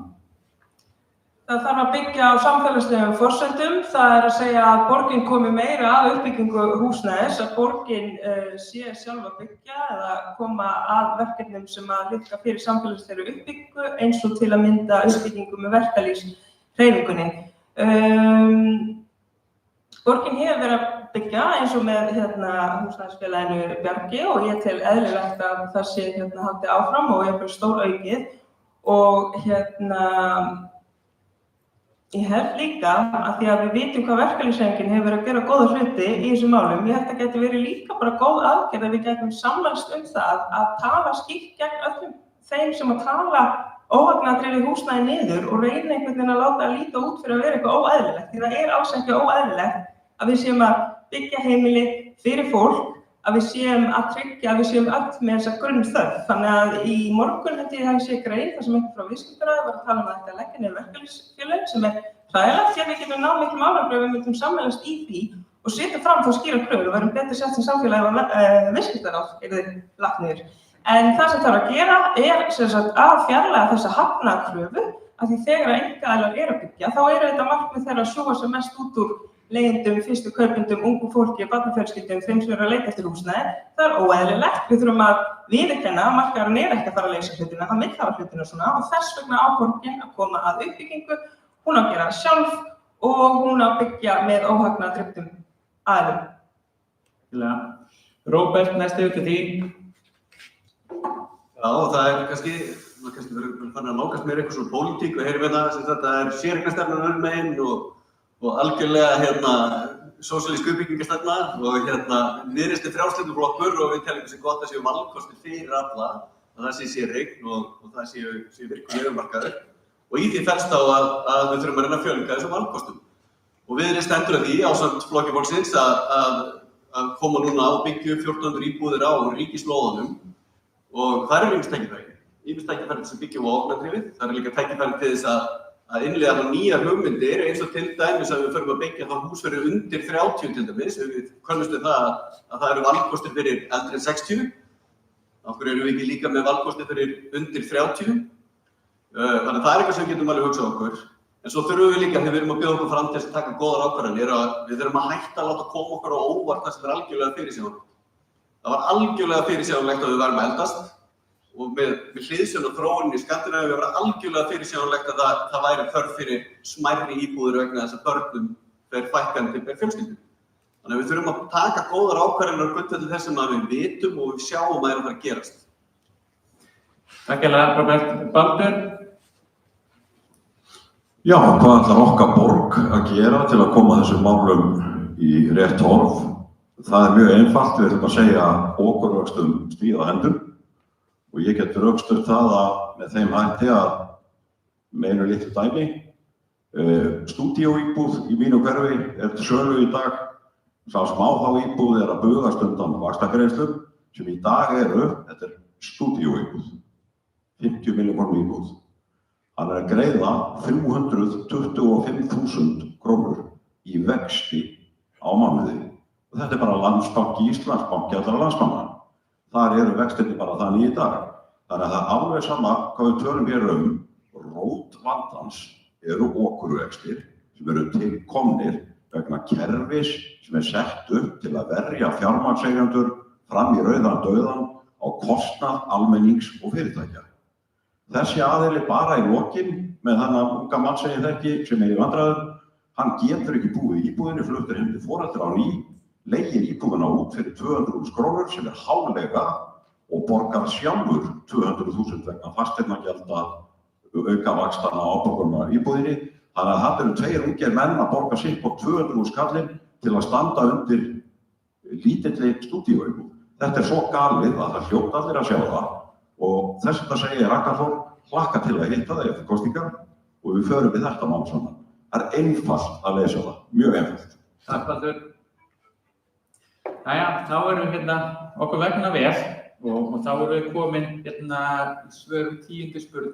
spurningu sem allir voru sammála á svör neytandi. Og hér er aðeins aftur formúlið í það. Húsnæðiskostnaður hefur hækkað verulega á undanförnum árum. Og munið tölurnar á það, 25% undir þetta sem við miðum við að sé sjálfbært. Ráðstöfunartekjur á heimila hins vegar hafa farið úr 19% í rauninni í árið 2002 yfir í að vera 2025 30%. Þannig að 30%, þetta gríðarlega mikill munur og þegar við skoðum þetta sérstaklega eftir aldurshópum að þá alveg himinn og haf. Eldra fólk með miklu minna og yngra fólk með miklu meira. Þannig að þetta orðið fjárhagsleg byrði fyrir alveg ótrúlega stóran hluta heimila. Þannig að spurningin hér þar sem svöruðu öll nei, hvað ætlið þið að gera til að snúa sér þróuna við og hvenær má sjá almennilegan árangur, þannig að þetta svona svipað eins og í fyrri spurningunni. Og Guðmundur Ingi, ef þú myndir byrja þetta. Já, ertu þá að meina bara úrræði varðandi leiguna? Nei, við erum að tala allan markaðinn og allur markaðinn, hvort sem átt þína eign eða leigir hana, að þá hefur hlutfall til húsnæðiskostnaðar farið úr 19% í 30%. Og það alveg gríðarleg hækkun sem þýðir umtalsvert minni ráðstöfunartekjur fyrir heimilin. Þannig að hvað ætlið þið að gera ef þið komist til valda í borginni til að minnka þetta þá hlutfall og slá á þetta háa hlutfall og þetta hækkar mjög hratt. Já. Og ég skal gefa formála hérna til að hjálpa þér. Út frá stærðinni og lífþróun og það sem í skipulagsferlinu, því það gjarnan tekur 5-10 ár og við erum að byggja stærra og það að fækka verulega fjölda í hverju fjölskyldu. Ef við höldum áfram á þessari braut, án þess að taka til hækkanar, þá erum við að fara að stækka fermetra á per einstakling í fjölskyldum 23%, sem þýðir það að þetta hlutfall mun halda áfram á næstu 15 árum upp í 37%, sem þýðir það að við erum fram nálgast stöðu leigjanda, annarkvæmst leigjanda, það sem þetta orðið verulega íþyngjandi fyrir heimilin húsnæðiskostnaði. Já. Sko, ég hef náttúrulega þegar komið inn á nokkra tillögur sem við höfum verið að ræða, eins og leigubremsu og að þurfa að byggja meira. En við höfum líka verið að væra með okkar áherslum að það þurfa að hætta að gefa út rekstrarleyfi í flokki 2 gististaði. Við teljum að það muni breyta markaðnum verulega. Þá höfum við verið að tala ráðuneytið varðandi það að setja svona tómt húsaskatt til dæmis á. Þannig að það sé verið að setja íbúðirnar í leigu, þær sé ekki standa tómar. Já, þannig að svo eru þetta að byggja meira í samstarfi óhagnaðir húsnæðisfélög. Það svona eitthvað sem er mjög mikilvægt líka. Já, þannig að ég ekki alveg hvernig ég svarar þessu öðruvísi. Nei, bara flott svar. Heiða, ég veit því. Já. Og viltu ég endurtaki? Endilega. Já. Nákvæmlega. Það sem við erum að tala húsnæðiskostnaður almennt og þá tökum við allan markaðinn, eigna- og leigumarkaðinn, þar sem við erum að horfa á þetta á 20 árum hækka sem hlutfall af útgjöldum heimilana úr 19% í 30%. Og svarið allra var, þetta óásættilegt og spurningin þá, hvað ætlið að gera til að snúa þessari þróun við og hvenær má sjá almennan árangur af þeim aðgerðum? Heyrðu, akkurat, nú man ég þessa spurningu betur. Það auðvitað ekki bara Reykjavíkur að bjarga því hvað kostar að búa á Íslandi, en það auðvitað okkar að gera okkar til þess að fólk geti fundið sér stað, fundið sér heimili og auðvitað að byggja nægilega mikið og nægilega fjölbreytt þannig að húsnæðisskortur sé ekki að hækka verðið. Og það hefur við sannarlega verið að leggja mikla áherslu á undanfarið. Bæði það að við erum ekki bara að tala að byggja með verkalýðshreyfingunni, þó ég sé sannarlega sammála því, hún sé frábær, heldur höfum við líka verið að byggja upp með ÖBI, við höfum verið að byggja upp með samtökum aldraðra, við höfum verið að byggja fyrir stúdenta, við höfum verið að byggja fyrir önnur óhagnaðardrifin félög, við höfum verið að byggja með búsetta. Og það eru 2 ný félög núna sem ég átti samtali við í síðustu viku sem langar að koma inn á markaðinn og mér finnst það vera okkar. En ég finnst líka mikilvægt að taka fram að það hafa aldrei verið jafn margir uppbyggingarsamningar gerðir á einu ári eins og síðasta ári. Og það ekki skortur á lóðum í Reykjavík, það skortur á því að fólk hafi fjármagn, aðgengi að fjármagni, ekki of dýru fjármagni til þess að byggja. Og ég held að flestir sem að byggja á Íslandi og eiginlega allir sem ég veit, verktakar sem ég veit, þetta er fólk sem almennt vill byggja eitthvað sem selst og fólk hefur efni á að kaupa. Þannig að ég held að við vinnum betur með markaðnum og við hefum verið að gera það á síðasta ári, leggja meira áherslu á það að fólk fái svar fyrr, að við séum í betra samtali hvað það er við erum að gera. Við hefum sett líka ákveðnar hindranir á það að byggingareitir sé að ganga kaupum og sölum. Þannig að við séum að skipuleggja með þeim sem er að fara að byggja. Það minnkar kostnað, það hraðar uppbyggingu og allt þetta getur haft þau áhrif að það kemur meira húsnæði, hraðar inn á markaðinn, sem er vonandi allavega að húsnæðisskortur mun ekki skýra það að húsnæðiskostnaðurinn okkar sé stærri hluti á launum okkar. Hins vegar verði að treysta á ríkisstjórnina að ná utan um verðbólguna og vextina og þessi stóru atriði eins og hér hafa verið nefnt. Og fyrir leigjendur sérstaklega, hafandi nú verið á leigumarkaði bæði erlendis og hér, það er bara tvennt ólíkt. Og vera á leigumarkaði erlendis þar sem maður er varinn af lögum fyrir því að ef að eldavél mann spilar þá getur maður hringt og ef að leigjandinn kemur ekki með henni ákveðna daga þá bara fær maður greidda sekt. Þá þarf hann að borga mér sekt með að við það hér að maður kannski bara sekt með stuttu fyrir að vera að fara út. Þetta þurfum við að laga og þetta er líka húsnæðisöryggi og þetta er óbúslega dýrt fyrir leigjendur þurfum við frítíðstanslust. Takk Heiða.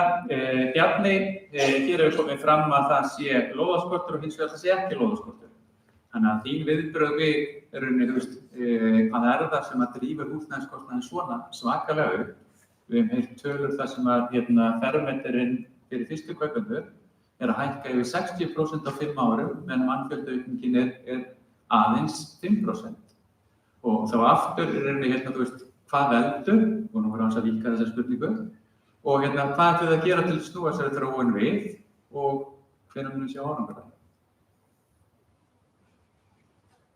Já, takk fyrir það. Það er margt komið hér fram og ég sammála því að hér þarf að fara að byggja mikið meira. Og við þurfum að fara að byggja rétt húsnæði og svo ég þarf ekki að fylgja aftur allt það sem er búið að segja, en það var það hitt sem þarf að gera. Hluti af þeim aðilum sem er að hagnast á uppbyggingu í borginni er Reykjavíkurborg sjálf. Og það hefur gengið fram úr öllu hófi hvað borgin er innheimt á hverja íbúð. Íþyngjandi aðgerðir á verktaka, íþyngjandi skilyrði verslunarhúsnæði og jarðhæð, þetta eru allt hlutir sem skila sér í íbúðar. Það eru tóm verslunarhúsnæði alla borg sem jafngilda stærð Kringlunnar út af íþyngjandi aðgerðum frá borginni. Þessu þarf að linna. Það þarf að fara að byggja það sem fólk er að biðja við fögnum skoðanakönninni, hún er löngu tímabær og við þurfum að fara að byggja það sem fólk þarf. Þetta er hlutæði. Nú, hvað er hægt að gera strax? Það er búið að spyrja því. Það er hægt að lækka útsvar. Það er hægt að lækka eða stoppa hækkun á fasteignagjöldum. Þetta eru hluti sem borgin getur gert, ekki kannski alveg strax, en þeir eru búin að ná tökum á fjármálum borgarinnar, þá er þetta skref sem hægt er að fara. Takk Heiða. Að sjálfsögðu erum við ofta að koma aftur og aftur inn á sömu hlutina, en ég Silja, ætla að leyfa þér að bregðast við bara svona kannski með hálfri spurningu, eða hálfri tíma, en vera hreyfnuð, áður búin að koma inn á, en hvað er það sem að þið mynduð gera til að snúa þessari þróun við og varðandi tímann sérstaklega, hvenær mynduð við sjá árangur að því? Við skulum reyna að tala hratt en kjarnist. Við viljum að borgin byrja að byggja sjálfum byggingarlega Reykjavíkur. Þannig getum við bæði aukið framboð og óhagnaðdrifnu húsnæði. Það er mjög mikilvægt að taka undir verkefni sem er nú þegar til staðar, en það þarf margar hendur til af því að í raun og veru eina leiðin til þess að koma hlutfalli ráðstöfunartekja sem er varið í húsnæði niður er að hafa þetta óhagnaðdrifið, bæði fyrir leigumarkaðinn og líka að selja húsnæði á kostnaðarverði. Það er búið að tala einmitt að Reykjavíkurborg sjálfstæðis þessu líka, en ég vil halda því til haga líka að það er 100% álagning á fermetraverðið, þannig fólki sem er að byggja líka að hagnast gífurlega. Að minnka útsvarið leysir þetta ekki þegar það er sett útsvar á fjármagnstekjur, af því að lækka útsvarið myndi minnka tekjur borgarinnar ennþá meira og ég vil líka halda því til haga varðandi byggja, það sé allir byggja meira, byggja hratt, en við erum líka að sjá 40% nýbygginga vera að skammast og við hefum heyrt mjög mörg dæmi að fólki að það er ekki verið að leyfa malbygginu á þarna, þannig við þurfum líka bara að stíga varlega í hversu hratt við erum að byggja. Við þurfum að passa upp á gæðin að það er dýrara fyrir samfélagið að þurfa að byggja aftur og það er líka bara heilsuspillandi fyrir leigjendur og fólk sem er að kaupa. Takk hérlega. Ari, út frá greinunum þínum, engin lóðaskortur og byggingafélagið Reykjavíkur sér þetta. Ég held ekki að það muni lækka verð á húsnæði að Reykjavíkurborg er ekki verktakafyrirtæki, ekki frekar að það muni lækka verð á matvælum og matarkörfunni að Reykjavíkurborg var að stofna matvælaverslanir þannig að slíkt ekki lausn í mínum huga. Ég ekki sammála því að sé ekki lóðaskortur þegar að hlutur lóðar í fermetraverði íbúðar komin yfir 200.000 krónur þá þetta út af skorti og út af þessari ofurþéttingarstefnu og þetta býtur hvað í annars horn, menn tala að taka á vöxtum. Verð á leigu náttúrulega aðalega samspil af byggingarkostnaði íbúðar og fjármagnskostnaði og svo öðrum svona gjöldum eins og fasteignagjöldum og svona sem íbúðareigandi þarf að greiða. Og óhagnaðardrifin leigufélög eru bara lausn af því að þá gefur hið opinbera eftir part af kostnaðinum, eins og til dæmis lóðarkostnaðinum. En við skulum átta okkur á því að síðan að þessi vaxtamarkaðssamningur var gerður 2015, þá hefur íbúðaverð leitt verðbólguna í 90% mælinga, eða 91%. Í 9 mælingum af hverjum 10 mánaðarlegum verðbólgumælingum það húsnæðisverðið sem knýr áfram verðbólguna. Þannig að auðvitað það skortur og ég held að einhverju þessum skýrslum sem varst að tala þegar við verðum að sjá þetta frá HMS og þessum að miðað við nágrannasveitarfélögin þá skuldi Reykjavík síðustu ár 14.000 íbúðir. Ef uppbygging í Reykjavík þetta vera sambærileg. Þannig að auðvitað endurspeglar þetta ástand skort sem bæði knýr áfram verðbólguna og fermetraverðið. Tímaramminn hversu raunhæft væri þá væri meirihluta að almenningur myndi sjá mælanlegan árangur og þetta væri að skila sér inn í leigu og verð á húsnæði. Ég ekki alveg svona gáfaður en það þegar að myndi vera víkkuð út vaxtamörkin og gefur kostur á að byggja með hagkvæmari hætti, það hefur áhrif hratt. Þó að væri ekki svona lengi vinstri meirihluti 78 til 82 eins og búið vera núna, þá hafði samt tekist að búa til töluverðan skort. En þegar að Davíð Oddsson var borgarstjóri og maður réðist í að byggja Grafarvoginn og hann var bara opnaður, þá hvarf skorturinn eins og dögg fyrir sólu, bara á einu árið eða svo. Jæja, þá komum við að 7. spurningu. Guðmundur Rapp. Spurningin frá leiðandi á félagsbústum. Langar líka eins og árétta eitt, að það var að tala að byggja meira af vinnuhúsnæði, 60-70 fermetra og það muni hugsanlega að leysa einhvern vanda. Það eru tæplega 260-70 fermetra íbúðir á sölu, nýjar íbyggingar á höfuðborgarsvæðinu. Fermetraverðin 100.000 á mánuði. Þannig að það, 100.000 per fermetra. Það eitt og sér að byggja réttu íbúðirnar, það framkallar ekki automatist lægra verð. Ég held að það sé alveg deginum ljóst að það gerir það bara ekki. Ég vildi bara svona koma inn á þetta vegna þess að það oft verið að tala þetta að byggja rétt og þá muni einhvern veginn markaðurinn opnast fyrir tekjulegra fólk. En ef við bara kíkjum á hvernig dagurinn í dag lítur út. Það ekki tekjulegra fólk að fara að kaupa sér 60 fermetra íbúð þar sem fermetrinn á 100.000. Það kom að vera til. Hugsum aðeins 25 ára aftur í tímann, 27 ára aftur í tímann, aftur til 1999.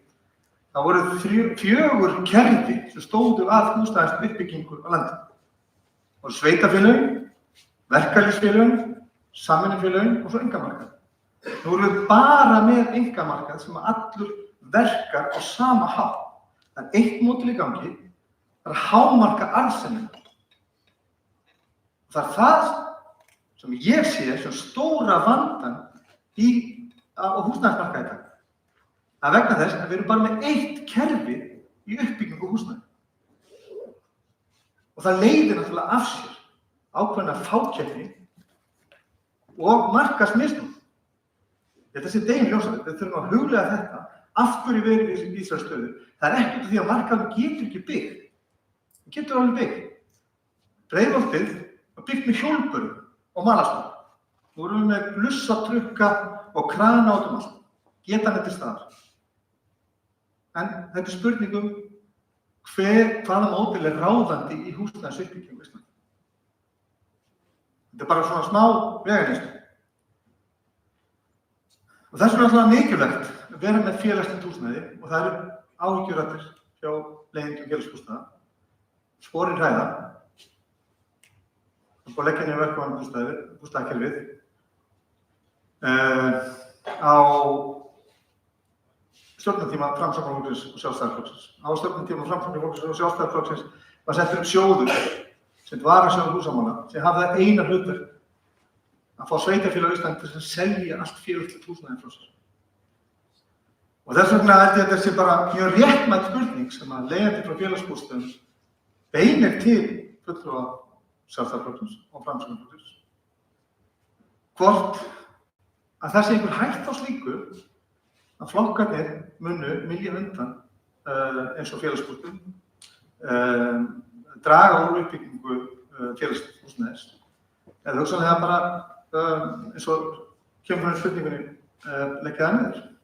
Er einhver hætt því að flokkurinn muni standa að þessum verkum eins og áður? Sko, stuttasvarið er bara náttúrulega nei, það er ekki hætt á því og það skiptir Sjálfstæðisflokkinn rosalega miklu máli að fólk búi í landinu við húsnæðisöryggi. Þannig að það er ekki, svarið er bara nei, það er stutt og það er það verður. Viltu vera?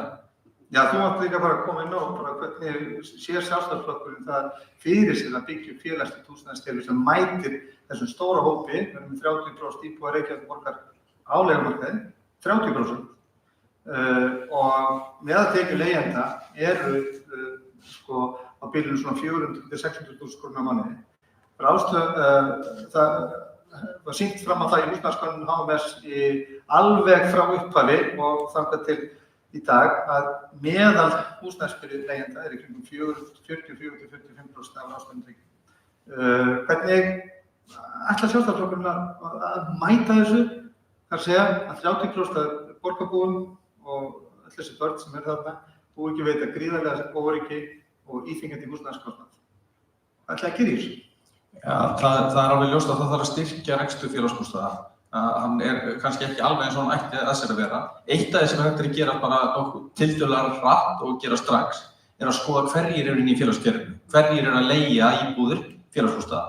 Og þar grunar okkur að setja alveg stór hluti fólk sem er hugsanlega komin yfir tekjumörk og þannig að það taka til hratt til í því og koma þá réttum aðilum inn í það kerfi. Þannig að það væri til dæmis gaman að skoða það þegar við komumst til áhrifa í borginni. Einar? Já, takk fyrir. Bara alltaf leið að reyja þetta upp, en það eru 25 ár síðan og við vorum ekki þar, hvorki ég né Bjarni. Við í Framsókn erum bara mjög stolt af okkar framlagi þegar kemur að uppbyggingu húsnæðis fyrir lágtekjufólk sem að við höfum stutt í gegnum húsnæðissamvinnufélög og hagnaðardrifin, unnum að því á Alþingi og höfum stutt við það í sveitarfélögunum og sérstaklega hérna í Reykjavíkurborg. En það hefur enginn komið inn á það hérna að hér eru að tala um að byggja hratt og byggja rétt og allt það.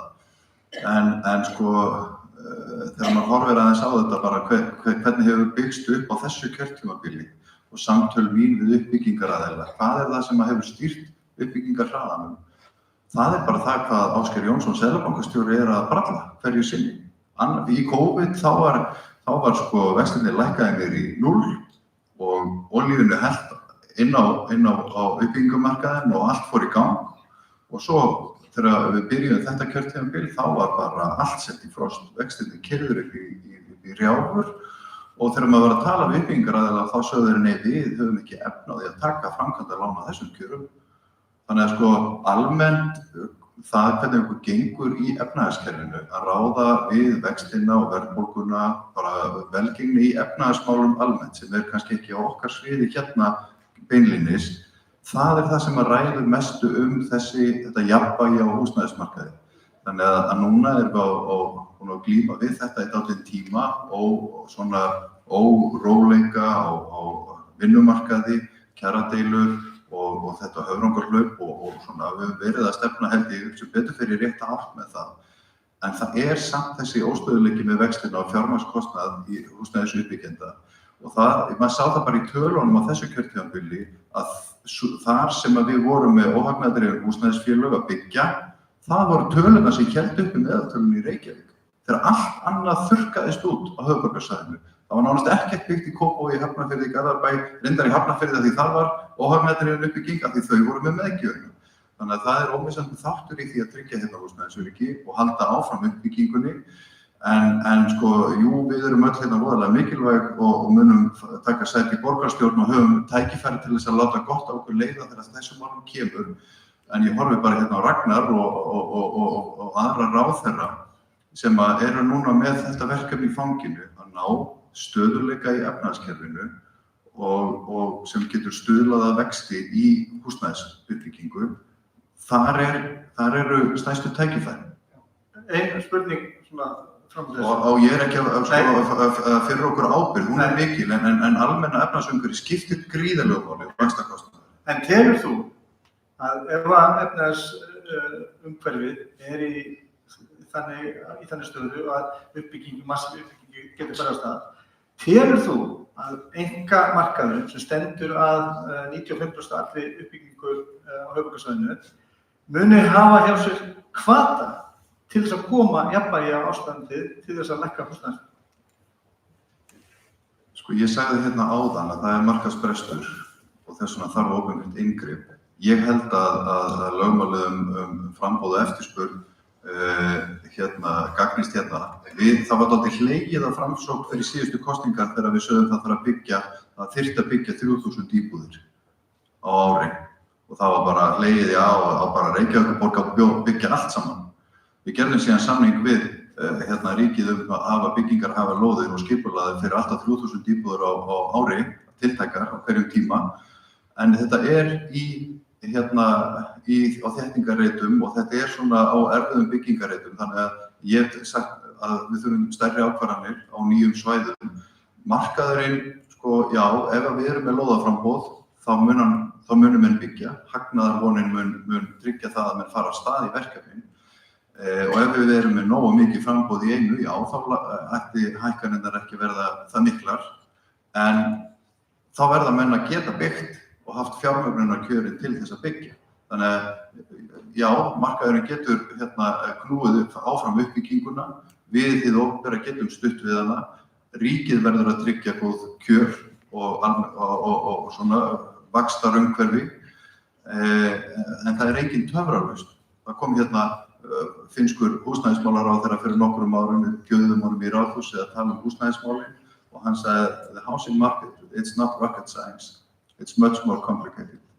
Við þurfum bara að finna til pólitískrar ábyrgðar að styðja við húsnæðismarkaðinn að því á endanum þá snýst þetta fjölskylduna sem að leita að öryggi og börnin sem 1 af hverjum 4 í ótryggu húsnæði og það óásættanlegt.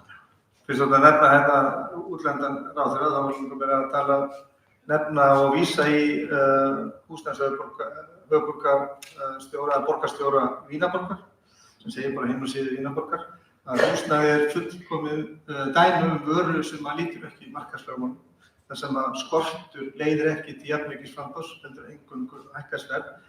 Og Vínarborg búin að vera í 20 ár lífvænlegasta höfuðborg í heimi og þar eru 60% af íbúðum á félagslegum grunni. Þannig að hún segir að markaðslögmálin virkar hreinlega bara ekki í húsnæðiskostnaði. Og það ástæðan fyrir að kerfið þannig í Vínarborg. Ég þekki hana og ég tala við hana. Þetta ansi langt frá íslenskum raunveruleika, öðruvísi módel og ég heyri að hér eru frambjóðendur sem tala fyrir þessu módeli. Ég held að það sé dálítið útópísk hugsun að halda það að Reykjavík og íbúar hér vilji 60% búa í félagslegu leiguhúsnæði. Ég held að það sé ekki framtíðarsýnin sem við ættum að vera að stefna að. Við ættum frekar að stefna að séreignarstefnu með öflugum, stöðugum leigumarkaði fyrir alla þá sem að vilja vera þar. Takk fyrir.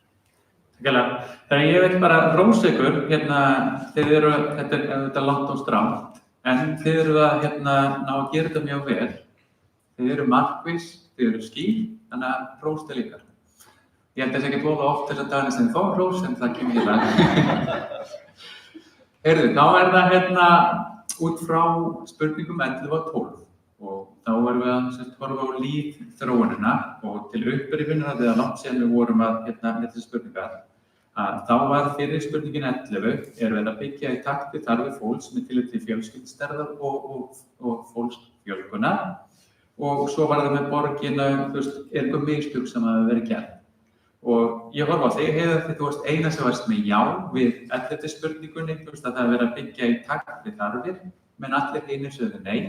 Þannig ég leyfa þér að byrja og aðeins formálinn er þessi að þegar við greinum húsnæðismarkaðinn að þá sjáum við að við erum töluvert frábrugðin hinum Norðurlöndunum og það er gjarnan gert í okkur að bera okkur saman við hinn Norðurlöndin.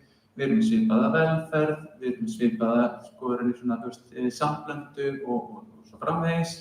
En þegar við skoðum þá er alveg áberandi að stærð minni íbúða ekki nema 23% minni en 80 fermetrar meðan hinn Norðurlöndin með hlutfall til 60%. Þetta er engar áhugavert ef við horfum svolítið fram á við, þegar nú erum við að eldast og í framhaldi af seinni heimsstyrjöldinni og massíuaðstæðum svo framvegis.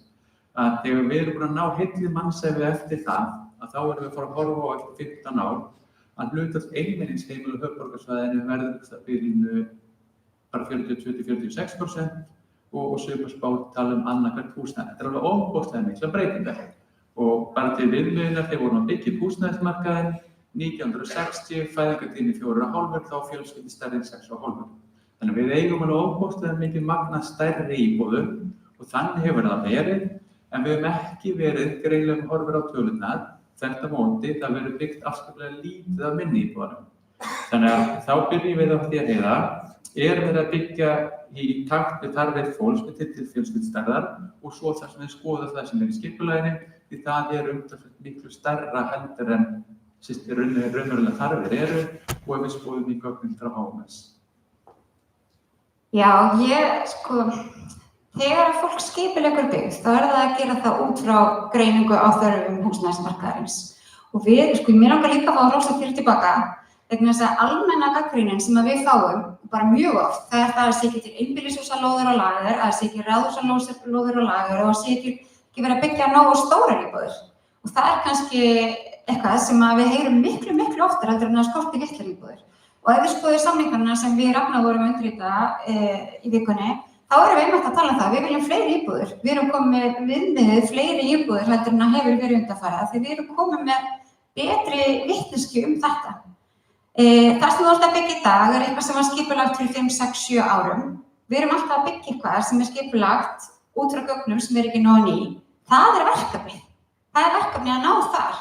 En þeir sem voru að skipuleggja á hverjum tíma voru alltaf að gera það út frá þeirri þekkingu sem þeir voru með og sem betur fer eru bara mikla breytingar þarna. Mér langar að fá að segja ykkur frá núna, við erum búin að vera að hanna nýja leið til uppbyggingar til þess að lækka húsnæðiskostnað í Reykjavíkurborg núna með verkalýðshreyfingunni þegar við höfum verið að horfa á hallana sem þetta í Úlfarsdalnum. Við erum að skoða hvort við getum ekki samið við uppbyggingaraðila að borga okkur ekki byggingarrétt, þannig að þeir þurfa þá ekki að leggja út fyrir því og vaxtakostnaðurinn fyrir það kemur þá ekki, þeir borga okkur ekki opinber gjöld. Þetta skila okkur innviðunum sem greiðslu þegar húsnæðið er tilbúið. Þetta eru leiðir sem við erum að fara til þess að reyna að lækka. Þetta eru leiðir sem við erum að reyna að fara til þess að mæta samfélaginu. Við höfum líka fengið núna gert kannanir með Reykvíkinga með hvort þeir hafa áhuga að búa í svona samfélagsbúsetu. Það var áhuga á því og nú erum við búin að búa 2 lóðir þar sem fólk getur boðið í og ef það vill búa í svona samfélagsbúsetu þá erum við til að skoða það og erum líka að skoða að fara og byggja upp sjálf af því að við finnum að yngra fólki sem er að byggja félagslega húsnæði hefur mikinn áhuga á þessu. 20% þeirra bara sjá það getur hjálpað þeim með bara félagslega stöðu að vera í svona einhverju eiga sameiginlegu rými. Þannig við erum alltaf að vinna því. En það að ég sé að finna þetta núna, að þessi hús verður kannski sem vonandi 2-3 ár og vonandi sjáum við árangur og vonandi ef við höldum áfram á þessari braut þá munum við sjá árangur innan 2-3 ára í samfélaginu. Takk hérlega. Guðmundur Ingi, af hverju verið að byggja íbúðir sem fólk hefur gert ná? Já, ég hef ekki svarað því. Lúxusíbúðir, og við vorum með þetta, auglýsa þetta, burt með þetta. Já, ég bara það hefur verið þessi þéttingarstefna sem hefur verið í gangi, þessi ofurþétting sem hefur leitt til þess að þetta er staðan. Fjöldi íbúða sem selst ekki. Já, þannig að já, ég get ekki svar fyrir það, hvers vegna það er, en mér líst vel á þessar hugmyndir sem við höfum verið að koma með núna eins og Heiða minntist á varðandi samstarfi við verkalýðsfélögin að gera þessi innviðafélög og þetta breytir óbóðslega miklu fyrir næstu uppbyggingu og það mun klárlega lækka en ég hef ekki svör þess vegna þessi staða á markaðnum. En ég, Bjarni kom aðeins inn á varðandi það geti verið að sé eitthvað fólk sem í félagslega kerfinu sem kannski hugsanlega með einhverja tekjur núna yfir. Sko, við verðum að átta okkur á því að það þarf að meira að koma til heldur en bara að byggja. Það þarf að hjálpa fólki að kaupa íbúðir. Það fullt af fólki sem kemst ekki í félagslega kerfið, kemst ekki í að taka þessi lán sem ríkið að bjóða. Það fast í einhverju á ekki innborgun og að því að bankarnir eru með mismunandi reglur hvað fyrstu íbúðarkaup, fullt af fólki sem fór misti íbúðina sína í hrauninu og kemst ekki nú markaðinn aftur. Við þurfum að hjálpa þeim. Takk hérlega. Sanna, þú svaraðir neikvætt þegar við vorum að spyrja, verið að byggja í takt við þarfir fólks með til fjölskyldustærðar og fólksfjölgunar? Hvers vegna svaraðir nei? Eins og Heiða kom inn á áðan, þá höfum við þetta verið að breyta áherslum á síðasta ári, en það út af því það þurfti einmitt fyrir þann tíma að breyta þessum áherslum. Við höfum verið að fara meiri svona leiðina að segja að við eigum að vera með samfélagslega uppbyggingu og skerpa á því í húsnæðisáætlun að minnst okkur 35% íbúða eigi að vera óhagnaðardrifnar. Þetta var ekki eins skýrt í fyrir áætlun og sá sem situr mér á hægri hönd, fulltrúi Viðreisnar, hann talar að það hafi ekki verið að byggja rétta tegund af íbúðum síðustu árin, en áður en að við samstarfsflokkarnir tókum við höfum verið núna við völd í það bil ár, að þá var Viðreisn í borgarstjórn í 7 ár, þannig að fólk bara sé meðvitað það. Þannig að hann ætti kannski að spyrja sína félaga af hverju við erum með íbúðir sem henta ekki þörfum fólks, eins og til dæmis í Vesturbænum, þar sem við erum með íbúðir sem eru með 3 svölum. Ég veit ekki af hverju einhver ætti að þurfa risastóra íbúð, þar sem svalirnar eru 3. Við þurfum að byggja heimili fyrir fólk og við séum að byggja á þessum samfélagsforsendum og séum að hugsa í nýjum leiðum og nýjum lausnum og að byggja á nýjum svæðum og líka þegar við tölum félagslega uppbyggingu að þá voru hugmyndir uppi að það þyrfti að hækka leigu á leigjendur-félagsbústaða. Við tökum það ekki í mál og við höfum núna á þessu ári sett 813 milljónir til félagsbústaða því þá að vera skýrt að leigjendur félagsbústaða sem eru fátækir leigubyggingar sem eru loksins komin í eitthvað skjól frá markaðnum eiga ekki að bera kostnaðina þegar byggja upp húsnæði. Og mér minnir nú að Einar hafi verið mjög hissa á því í Framsókn og við verðum að fara þessa leið. Þannig að við þurfum að vera meðvituð þær staðreyndir þegar við erum að ræða þessi mál. Auðvitað líka, ég nægir ekki komið inn á núna, en ég vildi bara ávarpa það að það síðan alveg verkefni sem þarf að fara í varðandi leiguverð félagsbústaða. Af því þó að það sé miklu lægri en á markaðinum, þá viðmiðin markaðurinn sem vandamáli og þá komum við inn í viðmiðin að vera leigu, en ég ætla að vera á tímamerkjum. Takk. Já, takk hérlega. Róbert, það var bent á þig. Af hverju verið að byggja íbúðir sem fólk hefur gefn á? Ef við skoðum núna hvernig sölu í höfuðborginni nýbyggingar og þá gríðarlega stór hluti, ef ekki bara allar íbúðir miðja, ef við skoðum nýbyggingar, þá miðjustærða íbúðum og stórar íbúðir. Þannig að spurningin af hverju verið að byggja íbúðir sem fólk hefur gefn á?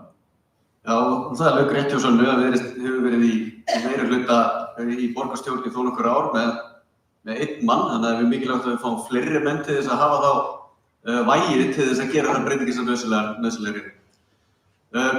Og ég hef gagnrýnt það áður en ég fór í þetta framboð að þetta þróun sem algjörlega fyrirsjáanleg og við þurfum að byggja íbúðir sem eru fyrir pör og einstaklinga og litlar íbúðir því að börnum fyrirsjáanlega að fækka og þeir verðum fækka mjög hratt ef að Miðflokkurinn fær því ráðið að verða engin innflutningur á fólki.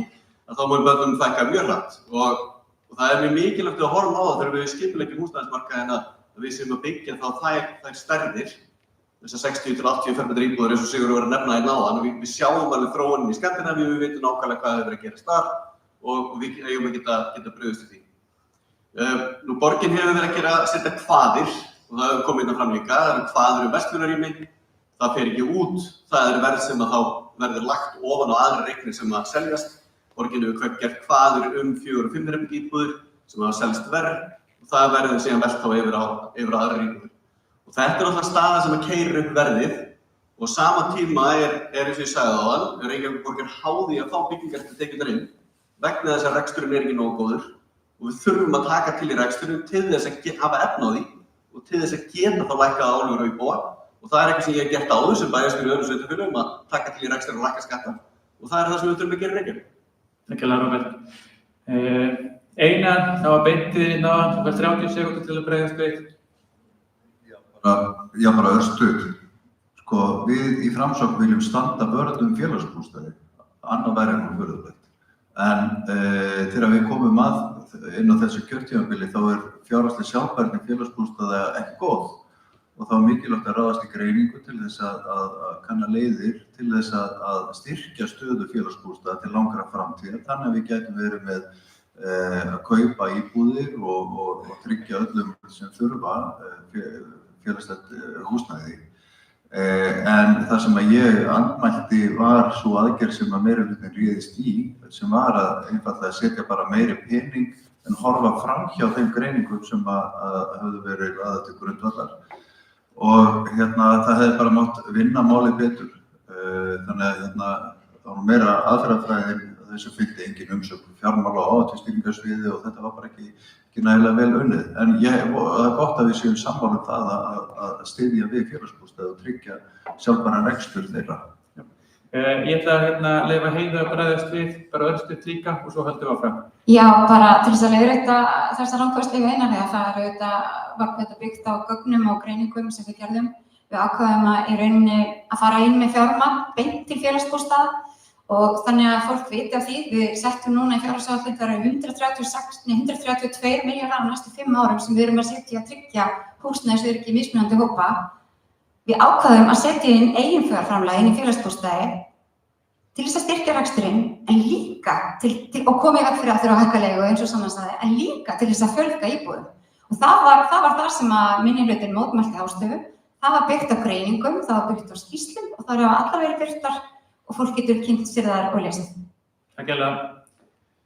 Ari, börnin okkar. Aðeins formáli spurningarna sem við vorum að tala núna, það var 13. spurningin, ásættanlegt aðeins 3,2% af fyrstu kaupendum komast inn á eignamarkaði. Og aftur ef við höfum formála hér, ef við skoðum fyrst á höfuðborgarsvæðinu, 30 einstaklingur og athugið það fyrstu kaupendur, 70% af fyrstu kaupendum einstaklingar, 30% tveir saman. Þannig að 30 einstaklingur sem að kaupa sína fyrstu íbúð og ef við skoðum hverju hafa greiðslugetu til að gera það óstuddið og athugið það að við erum að bjóða börnunum okkar að kaupa meðalstærð 91 fermetrar menn hinn Norðurlöndin að gera það um 60. Þannig að gífurlegur munur þarna á. Þannig að og þetta mjög áhugavert þegar við erum að skoða hverjir hafa efna á þessu, skorturinn og hækka að við sjáum það að öll aukningin sem hefur verið hér talað að 80% íbúða fari í hendur fjárfesta undanfarin ár. Það sem mjög áhugavert að skoða að allar íbúðir, viðbótar íbúðir, öll aukningin hefur farið til fólk sem 50 ára eldri og fjárfesta. Þannig að þó að aldurshópurinn 25 ára til 50 ára hafa aukist alveg gríðarlega að þá hefur fjöldi íbúða sem þau eiga aldrei verið lægri í hartnær 100 ár og aftur við komum inn á það, hlutfallið þeirra að fara niður fyrir 50%. Og sjá nú ég að hugla. Þannig að varðandi unga fólkið og tækifæri þess, Ari, það hefur verið að beina spurningum að því að þessi tíðar að kenna verði ekki börn, en það nokkuð ljóst að það verði að fá börn á höfuðborgarsvæðinu við byggjum eins og við erum að byggja núna. Því að eldra fólkið þarf alltaf fleiri og fleiri íbúðir því að það eru færri og færri og aldurshópurinn 60 ára eldri sem dæmi að þeir eru 60% einmenningsheimili. Þannig að við erum að sjá það í gögnunum að unga fólkið okkar getur ekki keypt íbúðir á höfuðborgarsvæðinu. Við erum að sjá 200.000 króna mismun á milli fasteignaverðs innan höfuðborgarsvæðisins og utan og erum við sanngjarnt með unga fólkið okkar að reikna. Ég var kannski fullt fljótur á mér að standa upp, þetta var svo, ég þetta hlusta svo lengi á spurninguna, en ég vil nú koma því í upphafi að Miðflokkurinn vill standa vörð félagsbústaði og við höfum ekkert á móti óhagnaðardrifnum leigufélögum að þau eigi sinn skerf í okkar samfélagi, rétt eins og við njótum sjálfseignarstofnana, öflugra sjálfseignarstofnana, bæði sem skólastofnana og hjúkrunarheimila og annað. En þá hef ég áhyggjur af þessari þróun, já, og ég hef einmitt verið að ávarpa það, svo kallað í mínum greinum, að því að bara í íslensku ástandi þá það staðreynd að það að eiga húsnæði hefur verið mjög stór partur af bara höfuðstól fólks.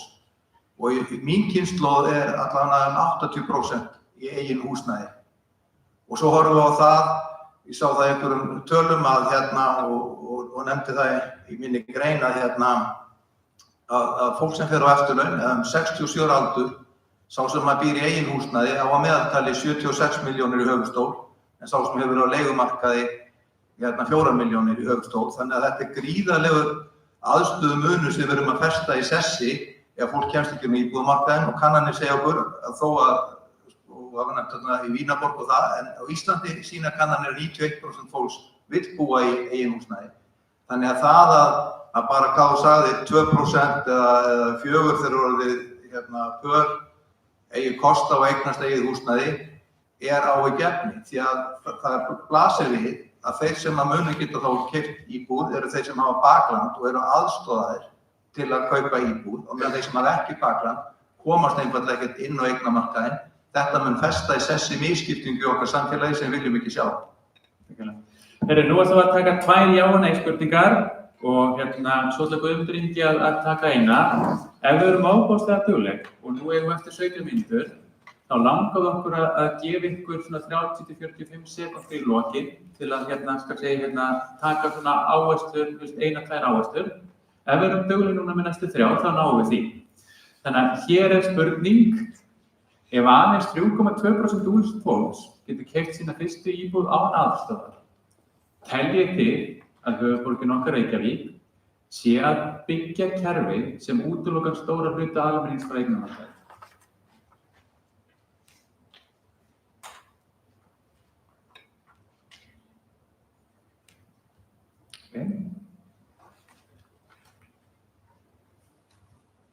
Guðmundur Ingi, til að þeirra taka næstu 2. Já, við erum að segja þetta.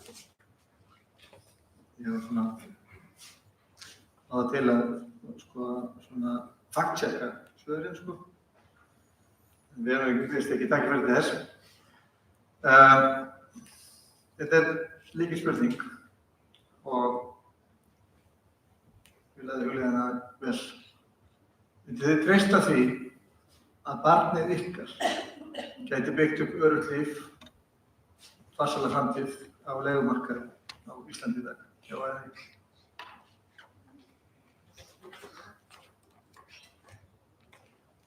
Það hafið það. Staðan óásættanleg og þeir sem komast til valda þeir verða að gera allt sem ykkur stendur til þess að breyta þessu á alveg hátt. Við getum ekki boðið fjölskyldum upp á þetta sífelldar flutningar. Íslenski leiðin búið mesta húsnæðisóöryggi í allri Evrópu og hafa verið minnstakosti frá því menningar hófust eftir hrun. Það það byrju 22 til 4 mánaða meðal leigutími sem þýðir á 10 árum hver fjölskylda að flytja svona cirka 5 sinnum. Foreldrar mínir hafa búið í sama húsum í Vestur-Bolungarvík frá 1979. Þeir fóru á leigumarkaðinn 2014 og flutti 7 sinnum á þessu tímabili með stóra fjölskyldu. Þetta getur við náttúrulega ekki boðið nokkru heilbrigðissamfélagi, svona aðstæður.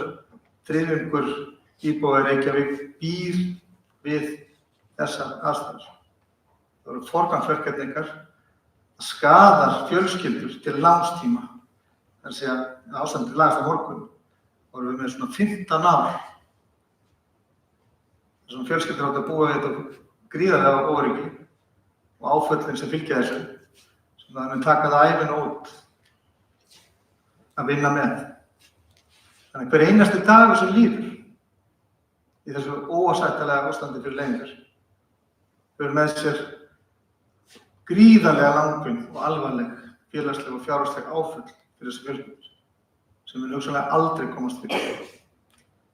Þannig ég hvet ykkur til að setja þetta á algjöran oddinn vegna þess að við viljum ekki búa í svona samfélagi og ef þið viljið ekki að börnin ykkar fara á leigumarkaðinn, skulið þið setja þetta og ég biðla til ykkar í algjörum forgang og vinna með stjórnvöldum í að koma böndum á þetta ástand. Getið þið treyst því? Já. Já, við erum þá spöldunum. Já. Takk okkur fyrir.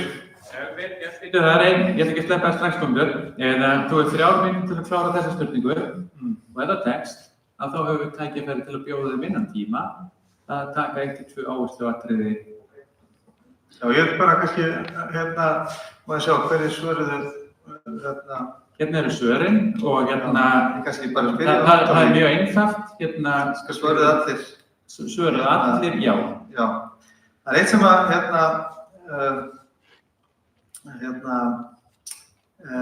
er mjög mikilvægt í mínum huga. Það er alltaf að tala um hagkvæmt húsnæði og það er að tala um hvernig almenna íbúðakerfi getur haft áhrif á almennan markað. Það gerir það sannarlega. Ég held að öll eru sammála um það að meðan að almenna íbúðakerfið er ca. 4% af leigumarkaðnum, að hann hefur ekki verðmyndandi áhrif á almenn markaði meðan að hlutfallið er svo lítið.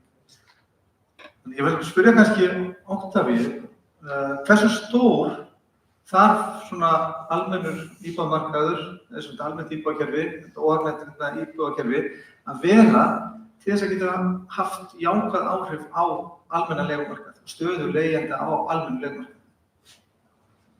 Hvað telur þetta þurfti að vera stórt? Ég myndi telja að minnst hvort þriðja.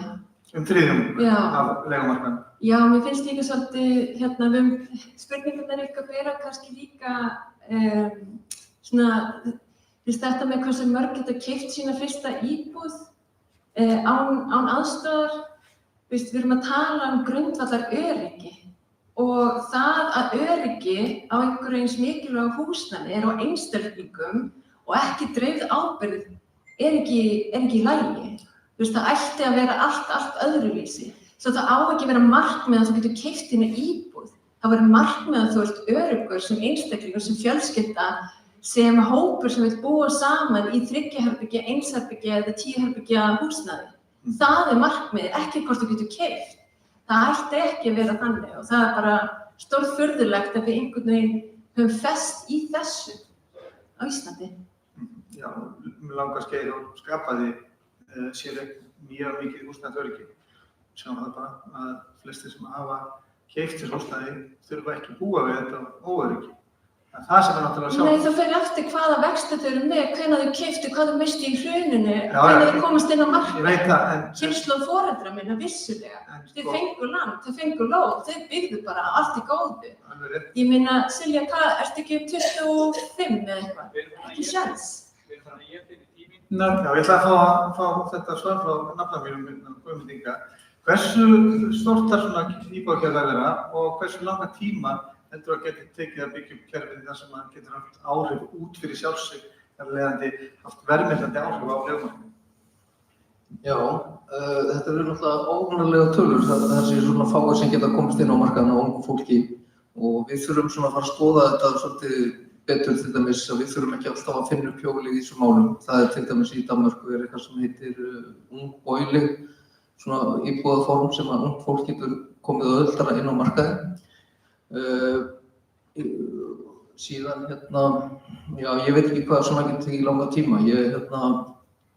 Við erum allavega með í okkar plönum, við viljum að eins og til dæmis leiguverð við eigum að geta séð mun á því strax á næstu kjörtímabili en ég veit ekki hvað þetta er stór markaður. Ég vildi aðeins bæta inn í varðandi félagslega húsnæðiskerfið að því að það var sagt áðan að það ætti að vera sirka 35% lágmark en það á að vera hámark samkvæmt rannsóknum og Já, ég fá þetta ég ykkur líka.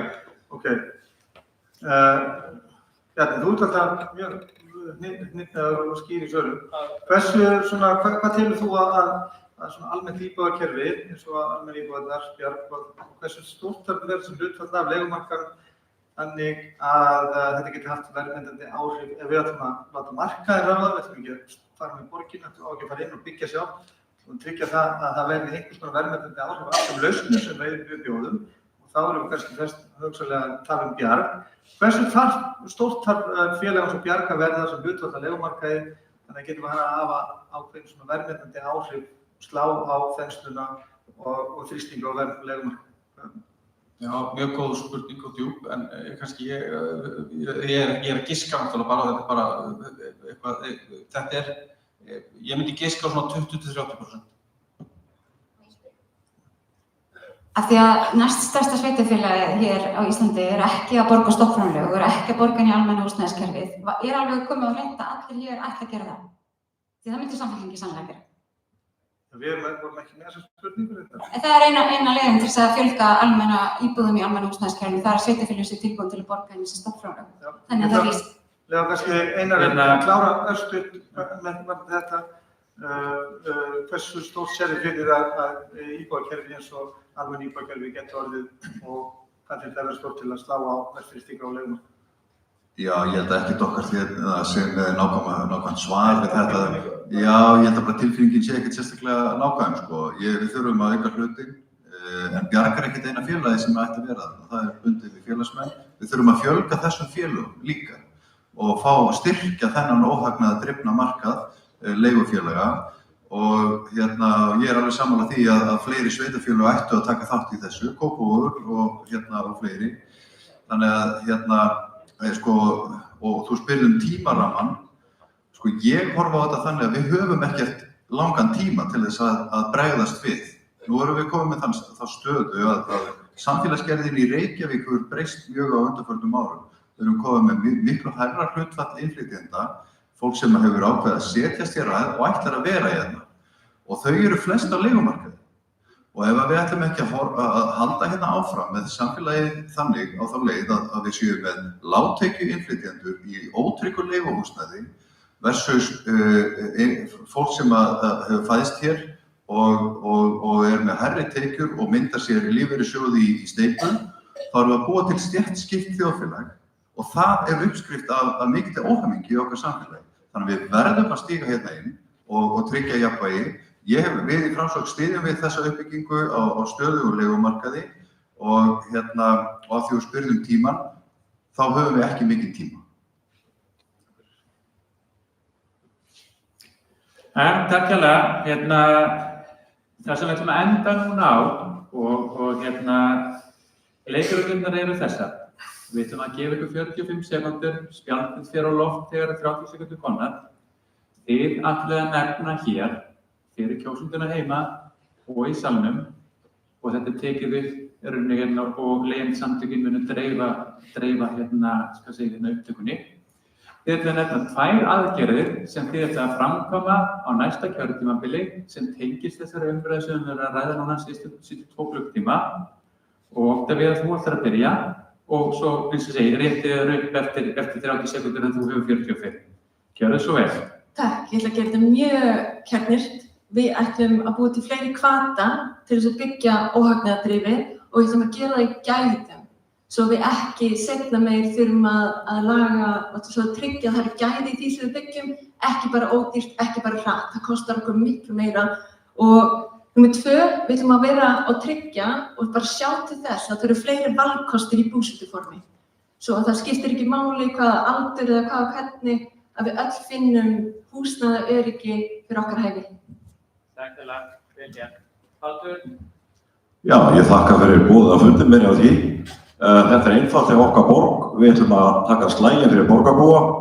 Við ætlum að ráðast með kjafti og klóm á okurvöxtum sem hafa verið liðnir hér allt of lengi og segja þeim stríð á hendur.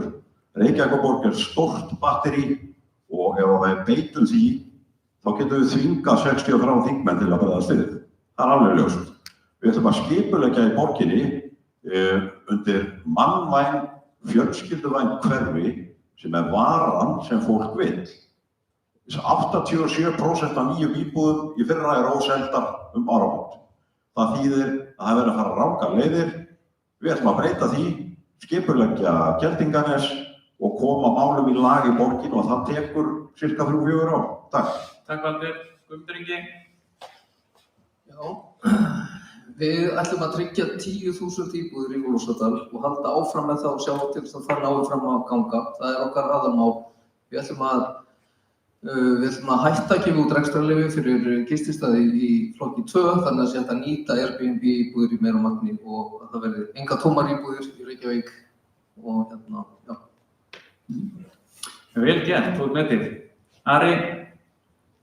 Ég gefi mikið vægi hérna í umræðinni þessum vaxtamörkum og hvað það hefur haft mikil áhrif til að þrýsta upp lóðaverði og húsnæðisverði. Þannig að það númer 1 í mínum huga að afnema þau og útvíkka borgina.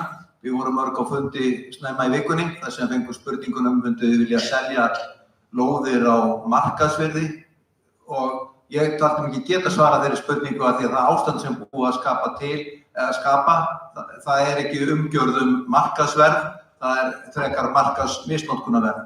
Svo bara í öðru lagi þá held ég að þegar maður ætlar að borða fíl þá oft betra að taka hann í fleiri bitum. Ég heyrði á Oktavíu hérna áðan að varðandi öryggið þá datt mér allt í einu hug ekkert nefnt búsetu eða húsnæðissamvinnufélög. Maður sagði mér, já, Attila-hús, ég skil ykkur eftir með það er lítil hús sem fólk byggir í Svíþjóð núna í Görðunum. Róbert? Já, Viðreisn frjálslyndur-flokkur og vill að séu valkostir fyrir fólk, þannig að við styðjum við félagsbústaði og óhagnaðardrifin leigufélög og sjálfsögðu líka þá séreignina. Og það viljum við gera með því að halda áfram að stuðla því að þessu uppbyggingar reyti fyrir óhagnaðardrifin félög, ekki bara þessum eigu verkefnsfélögum, þetta bara almennt. Við viljum tryggja húsnæðisöryggi fólks og við viljum að borgin hanni íbúðir eins og fólk vill búa í fyrir þá hópa sem eru að leita eftir húsnæði, ungt fólk og eldra fólk sem vill byggja við sig. Það eru leiðina til þess að leysa úr vandanum. Takk hérlega, Róbert. Sanna? Borgin á að koma sjálf að húsnæðisuppbyggingu og byggja fyrir ólíka tekjuhópa, sem sagt víkka út viðmiðin sem núna eru fyrir tekjulægstu, þannig við sem að byggja fyrir fjölbreytta hópa samfélagsins, við að byggja með óhagnaðardrifnum félögum, með verkalýðshreyfingunni, við að setja fjármagn í að byggja upp húsnæði fyrir fólk af því húsnæði er heimili. Húsnæði á ekki að vera byggt á markaðsforsendum, það á að vera samfélagsforsendum og við eigum að vera að byggja heimili fyrir fólk og fjölskyldur þannig að það líði vel þar, þannig að þau þurfum ekki sífellt að flytja milli hverfa, við erum ekki að byggja fyrir fjárfesta, þá á ekki að vera í lagi að horfa íbúðum. Við erum að tala íbúður, við erum öll rétt að þetta eru mannréttindi. Það er nokkrar sekúndur eftir, 31, 32 hefur, við eigum að hafa leigjendur með í ráðum og eins og við gerðum þegar við vorum gátum tilnefnt fulltrúi í stjórn félagsbústaða, það ákveðum að vera eðlilegt að vera leigjandi félagsbústaða sem að færi þar inn. Ég er leigjandi, ég er með mikla áfallasögu á bakinu þannig að þið getið treyst vinstrinu fyrir því að koma með þekkinguna inn, hægri með Playbokur, vinstri er svarinn, X átakjana fyrir þessu. Hérna getur við. Já, takk. Séreignarstefna er náttúrulega stór hluti af sjálfstæðisstefnunni og við styðjum við hana. Við viljum brjóta nýtt land og í því tengdu viljum við útvíkka höfuðborgarsvæðið svo við getum byggt á fleiri stöðum. Og svo viljum við strax næsta kjörtímabili farið það að létta á hömlum á þeim sem eru að byggja, minnka íþvingandi aðgerðir sem borgin hefur verið með ábygging á framkvæmdaraðila til þess að létta á húsnæðisbyggingu. Það er vel gert. Heiða gjör svo vel. Já, Samfylkingin er að leita nýrra leiða til þess að við getum byggt upp hratt og byggt upp ódýrar heldur en verið hefur. Við höfum verið að gera það núna í þeim meirihluta sem hefur síðast árið. Setja hamlur á það að þú getur selt áfram byggingaverkefni þannig að hagnaður leggist ofan á það sem að síðan íbúðirnar koma til með að kosta. Við erum að vinna nýjar leiðir til þess að greina þörf á innviðum sem ekki hafa verið áður til, þannig að við vitum þegar við útráðum hvaða íbúðir við byggjum, hvaða stærðar íbúðir við byggjum, hvaða innviði við þurfum. Það mun gjörbreyta þessu. Fyrst og fremst viljum við byggja þannig að fólk geti treyst því að það finni sér heimili og öryggi sem að heimili fylgir í borginni. Alveg óháð sinni félagslegu stöðu, óskunum og löngunum. Því við erum frjálslynd og við viljum að fólk geti fengið að ráða hvernig lífið það vill lifa og finna sér stað þar sem því líður vel og finnur til öryggis. Takk. Silja? Já, við í Sósíalistaflokknum vilja koma að byggingafélagi Reykjavíkur og borgin byrja að byggja sjálf bæði til óhagnaðardrifinnar útleigu. Við þurfum að vera með eiginlega óhagnaðardrifin leigumarkað. Það er eina leiðin þegar fólk geti lagt til hliðar ef það vill kaupa sér seinna meira. Það er fullt af fólki sem vill búa í eigin heimili en þá þarf það að geta sparað og safna upp í það. Við viljum líka selja íbúðir á kostnaðarverði, sérstaklega til fyrstu kaupenda. Við þurfum að finna leiðir þannig að Varðandi með séreignamarkaðinn, við viljum að fólk geti eignast eigin húsnæði, en við viljum ekki að fólk geti eignast annað, þriðja, fjórða, fimmta, sjötta, sjöunda heimilið sem verður að leigja út. Við þurfum að ráðast í aðgerðir sem dregur úr því. Takk. Takk hérlega. Og Einar, gjörðu svo vel. Já, þetta er bara búið að vera frábær fundur hjá ykkur. Ég meina þið eru búin að heyra það hvað ég hef að segja um þessu húsnæðismál. Við þurfum að byggja meira, þannig náum við jafnvægi, það þarf að ná stöðugleika í efnahagsmálum til þess að kjörin séu góð. Í þessari umræðu húsnæðismál þá flækjum við oft málin fyrir að rífast þéttingu eða dreifingu eða hallandi þök eða Minecraft hús. Við þurfum bara aðeins að hugsa þetta út frá því að við erum kjörin til þess að þjóna fólki og ef við draugum frá gardínuna þá sjáum við fjölskyldu og börn og það að þurfa að flytja vegna þess að þú býrð við húsnæðisóöryggi eða fátækt, þar kemur okkar ábyrgðin og við þurfum að hugsa þetta út frá fólki og fjölskyldunum í borginni og finna fyrir áríðandi verkefni til þess að takast á því. Takk kærlega Einar. Heyrðu, ég ætla bara að þakka ykkur kærlega fyrir þátttökuna og ég legg til að við gefum þeim gott klapp.